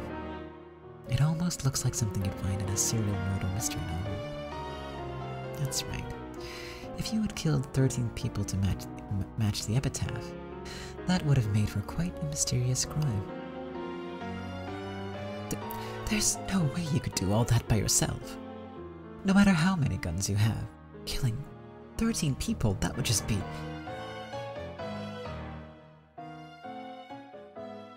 My planning was meticulous and involved many different alternatives. I envisioned all of the actions you might take from tonight and through tomorrow, and prepared a mystery to deal with each of those. I'm afraid I can no longer reveal them, but I had quite the number of intricate and entertaining locked-room murders prepared. You could probably have gunned a few of us down in our sleep, but there's no way you'd you'd have been able to kill 13 of us. We aren't that stupid. It would seem so. I will admit that the epitaph being solved before the first twilight was the result I considered the most unlikely. So, you never accounted for us reaching this place.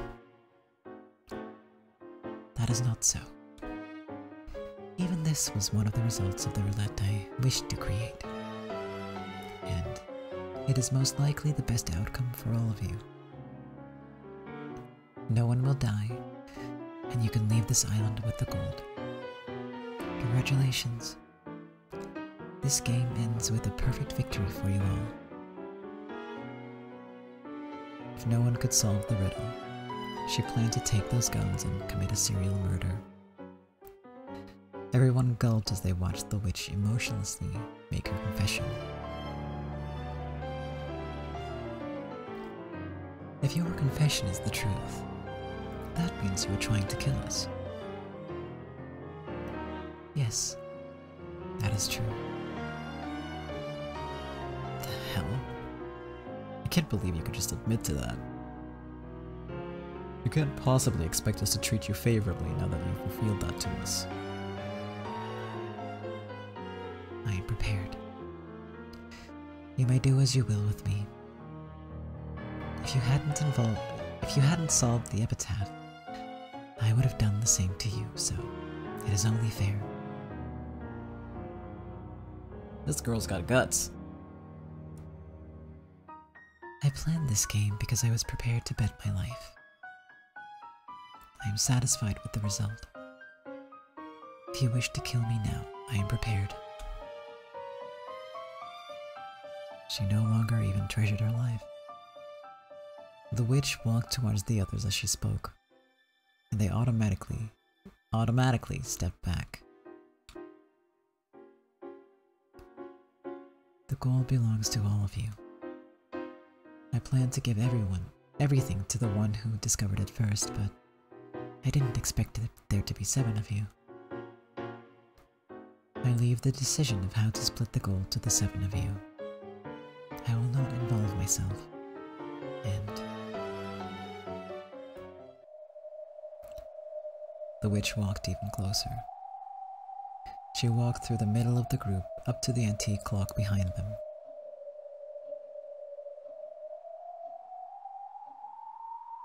The clock was large and had a dignified feel to it. The witch patted it and spoke.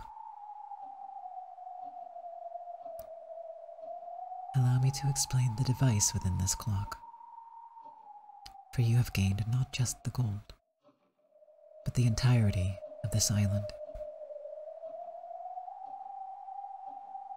What do you mean by that?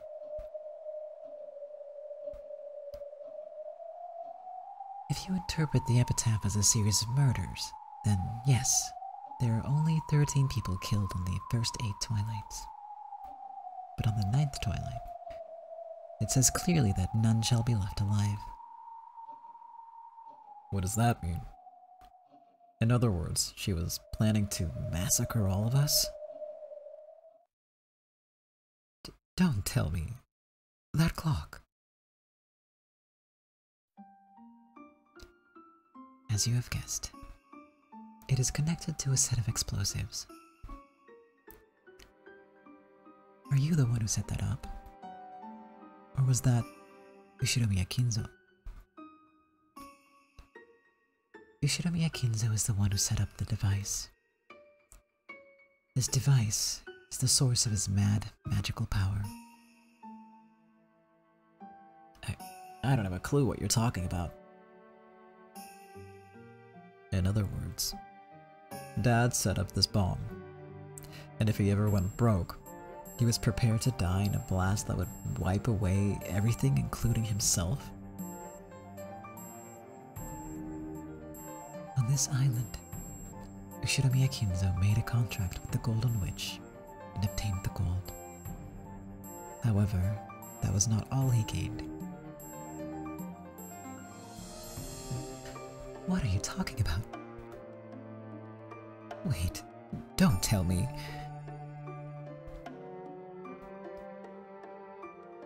There is that rumor about the remains of an old Japanese military base existing on Rokkenjima. Could it be... Your guess is correct. Beneath this island sleep the remains of an underground Japanese military base from the time of the war, along with 900 tons of explosives. 900 tons? That's unbelievable. If that exploded, the result would be unimaginable. Forget just the mansion blowing up, it'd leave a massive crater. I believe an expert's estimate measured it as a hole several dozen meters deep and a kilometer across. There wouldn't be even a trace left. There is a special mechanism that controls the detonation of these explosives. The switch I just flipped arms the mechanism. The witch toyed with the switch on the top of the antique clock. If midnight arrives while the switch is in this position, the explosives will detonate. But it's almost midnight now. In other words, it's not a time bomb that explodes a certain number of hours after you activate it. It's one that only explodes at the stroke of midnight. Indeed, it is almost midnight now. If an explosion is what you desire, you can just leave it like this. Who would want that? Turn it off. By this time, Kinzo was probably the only one who knew. The secret base on the Rokkenjima had started out as a submarine base. However, when that plan reached a standstill, it was redefined as a top-secret base for Homeland Defense. A huge plan had been drawn up to have the Army and Navy perform a pincer attack on American forces if the latter decided to land on Kujukuri Beach and press towards Tokyo. As a trump card for this massive defensive maneuver, the Navy started stockpiling large quantities of explosives and fuel in absolute secrecy. And the Rokkenjima base was the location those were stockpiled at. The total weight of the buried explosives was 900 tons. Also, fearing that the Americans might find out the island's secrets and seize the explosives, they set up a system for the self-destruction of the entire island. Kinzo, who knew about all of this, decided not only to keep this self-destruct system active, but to connect it up to this strange clock that could cause the explosion any night at midnight. Kinzo is famous for building up his funds using a vast store of gold, and then using those funds in several sink-or-swim gambles, one after another. Just what did his stockpile of gold, and the 900 tons of sleeping explosives mean to him? At this point, we can only speculate. Perhaps the true source of Kinzo's mad power wasn't the gold after all. Perhaps it was this device, with which he could erase himself and this entire island from existence if he lost a big gamble and all that he owned. He must have been putting the gold and everything else he had on the line at every point in his life. Kinzo had probably looked at this clock at times, maybe flipping the activation switch and letting the clock tick down. Whenever things got tough and he got stuck, maybe he would hide in here and flip the switch. He might have made it a rule for himself that he would blow everything away if he couldn't think of a brilliant plan before midnight came. He would gaze at the mountain of gold, listening to the clock tick towards his death as he searched for an idea. Perhaps Ushinomiya Kinzo's real study wasn't the one in the mansion, but this place instead.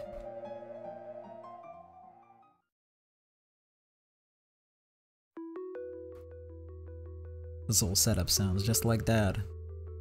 So, Maybe each time Dad worried about something, all of us kids were put on the line as well. Or Father, it wouldn't be unthinkable. This device now belongs to all of you. If you want a massive explosion, use it whenever you please. Are you crazy? Who would want a big explosion? These explosives are half a century old, right? Would they really go off? Yes, of course. The explosives and the fuses are still working. I tested them myself. You tested them? Could it be that? Yes. Now I finally understand. So that's why the shrine disappeared without a trace. This summer, the shrine had disappeared without a trace, along with the reef under it. It felt strange that the waves could have destroyed it without a trace like that, but no one had paid it much mind. And now, this piece perfectly fit into the hole left by that strange feeling. Indeed. I used that shrine to test whether the explosives were still working after half a century. I believe you are all aware of the result.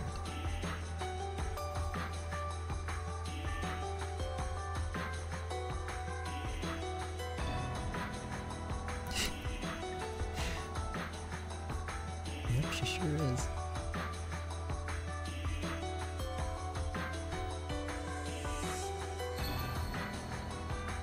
The little bit I used was enough to make that entire reef vanish.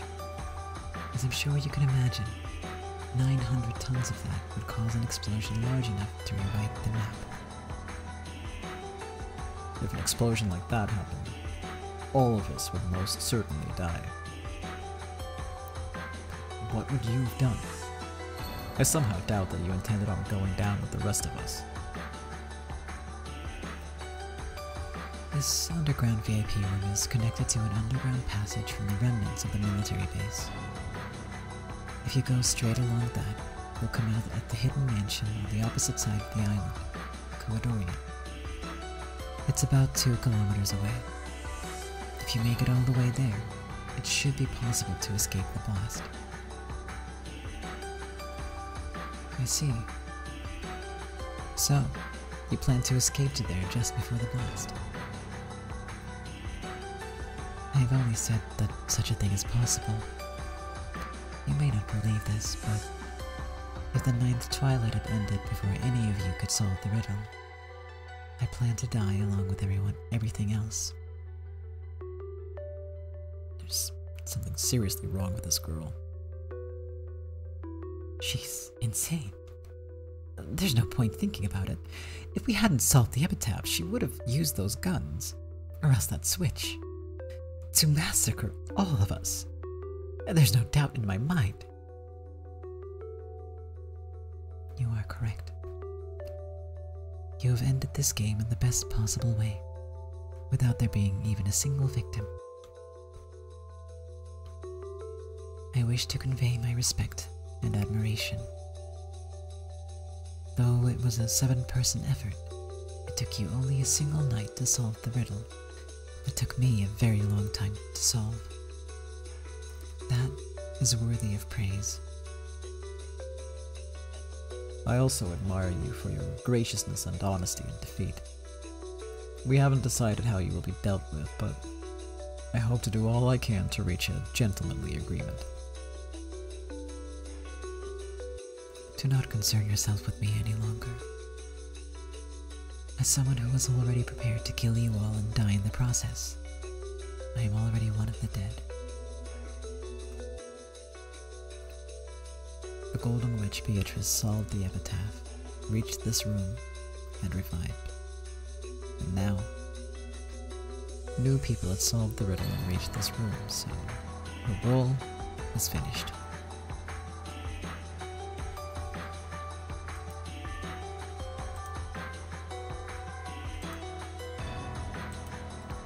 When the epitaph's riddle was solved, Beatrice's which illusion ended. Most likely, no one in this room would have been capable of understanding her tragic resolve.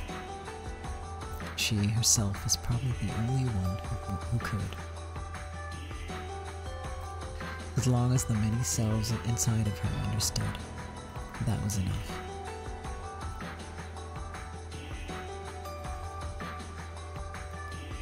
I am one, yet many. I entrusted myself to the magical rivulet of endless possibilities. The result, the answer, is this. This is what the tarot cards known as the Ritual of the Epitaph have shown me. Beatrice is now dead. They did not kill her.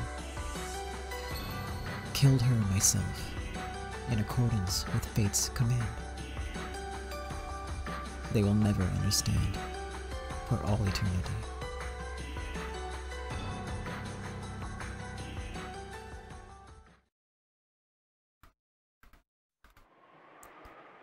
The witch stared up at the ceiling without speaking for a while, then looked as though she'd suddenly remembered something. She grabbed at the sleeves of her dress, took out some sort of card. Oh, yes. I forgot. I have no need for money after death. I will give this to all of you as well. A cash card? I have converted a portion of the gold to cash. This is for the account that the money is in. I see. So this is the magical energy of the Golden Witch. How much is in the account? I've forgotten the exact figure. However, there is more than 1 billion yen. 1 billion? Now that really is magic. True. There's nothing you couldn't do with that much money.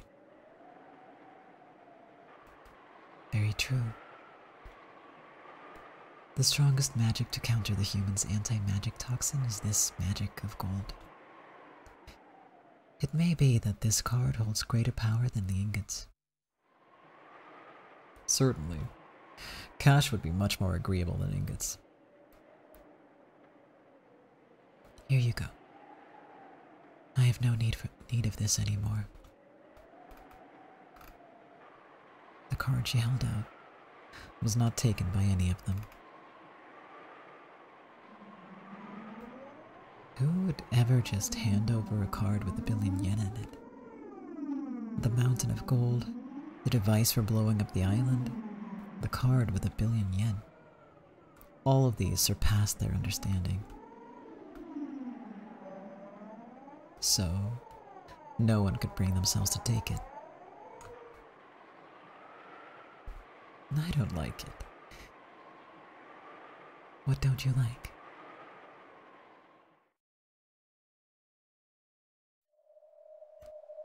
Here you go. Here's a mountain of gold. And I'll turn off the explosives and give you a card worth 1 billion yen while we're at it. It sounds far too good to be true. You're trying to trick us somehow, aren't you? I have no desire to trick you, but I won't try to force you to believe. I have offered you everything, revealed everything. What you believe and what you do is now for you, the new masters of the gold, to decide. You are even free to disbelieve all I say and leave this place.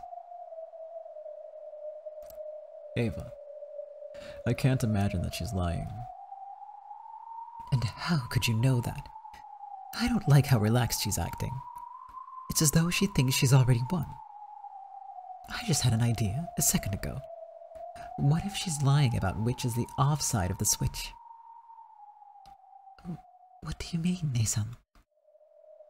Just a second ago, this woman flipped the switch saying she'd turn off the bomb. But what if that actually armed the bomb? We solved the riddle, so you turned the bomb switch to on, trying to blow us and everything else up, right? If that is what you think, then please feel free to flip the switch on this clock. It will be midnight in 1 minute. The clock will show you the truth. What did you say? Hey, what are we supposed to do? Is the bomb set to on now? Or off? I don't think she could be lying. It's inactive now. We shouldn't flip it. But I don't like it. Why is she so resigned to her fate? Why is she offering us things one after another? She's tricking us to buy time. She wants to buy time until midnight so that she can go down in flames along with us.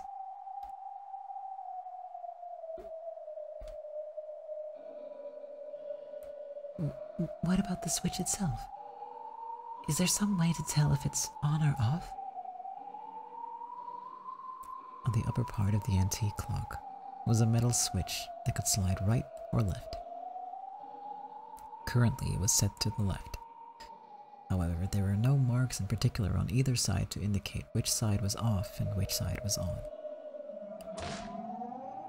Hey, tell us the truth. Which way is off? Left. It's off now. Rudolph, you idiot. You really expect an honest answer from her. It's the opposite. It has to be. The right side has to be off. We don't have any more time, Nason. Stop it, Ava. Don't touch the switch. It's already off. Ava-san, take your hand off it. I agree. It's off now. If she wanted to kill us with a bomb, she wouldn't have told us about it. Beatrice, don't think you can trick me. 5, 4, 3. Ah!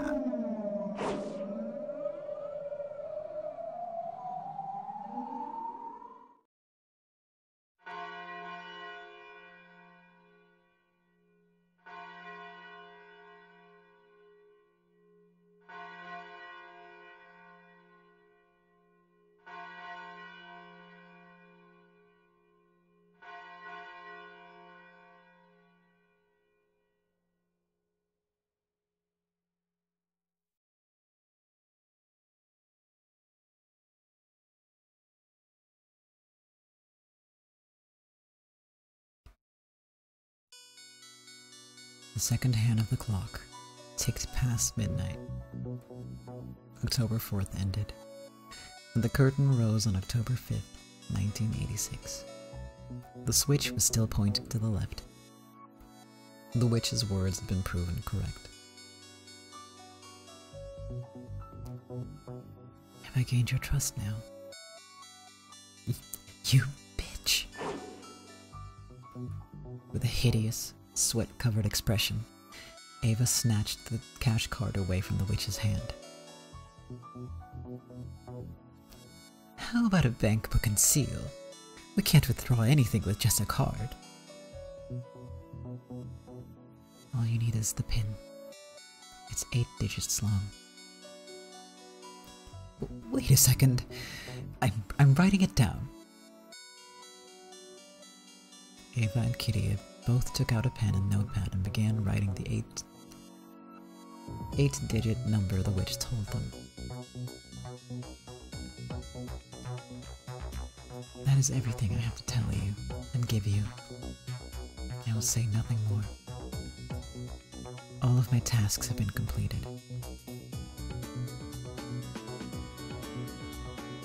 After saying this, the witch spun around and sat down on the bed. She wasn't even looking at the others anymore. She sat there like an empty husk which had, just as she said, finished everything it existed to do. For a while, everyone watched the witch to see if she would remember something else and start talking. However, she said nothing further. The witch who had called herself one of the dead was now little more than a large French doll wearing a black dress.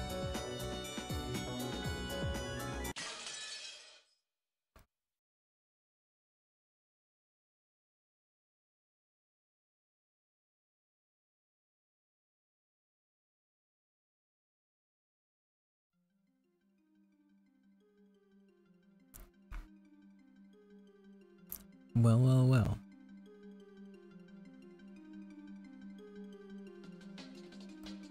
Yeah, that was a close one. I think I'm gonna end it there for this episode. I think next time we can finish it. It's a very long tea party for sure. But I think next time we can finish it and the witch's tea party. I'll do my best. No guarantees though. But that does mean that, you know, episode 8 is in sight. We're almost there. Just not quite yet. Yeah, there's still a little bit coming up, so if I keep going now with, you know, that's gonna take a little bit.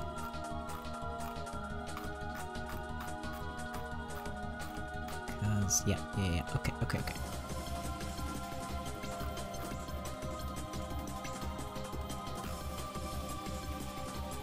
Alright. Next week we continue and potentially wrap it up. We'll see. Otherwise the week after that for sure.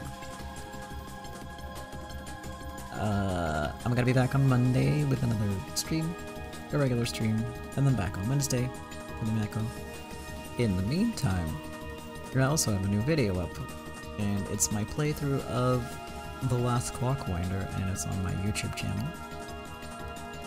I'm gonna be editing and adding more parts to that playthrough until the whole playthrough's up. So maybe take a look at that if you want. And that's it. That's it for now. Phew.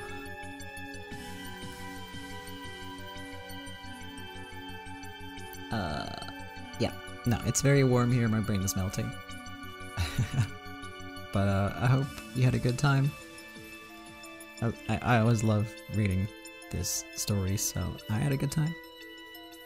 Thank you for watching, thank you for being here. Thank you for being in the chat. Thank you for watching the VOD. I hope you aren't melting like I am. And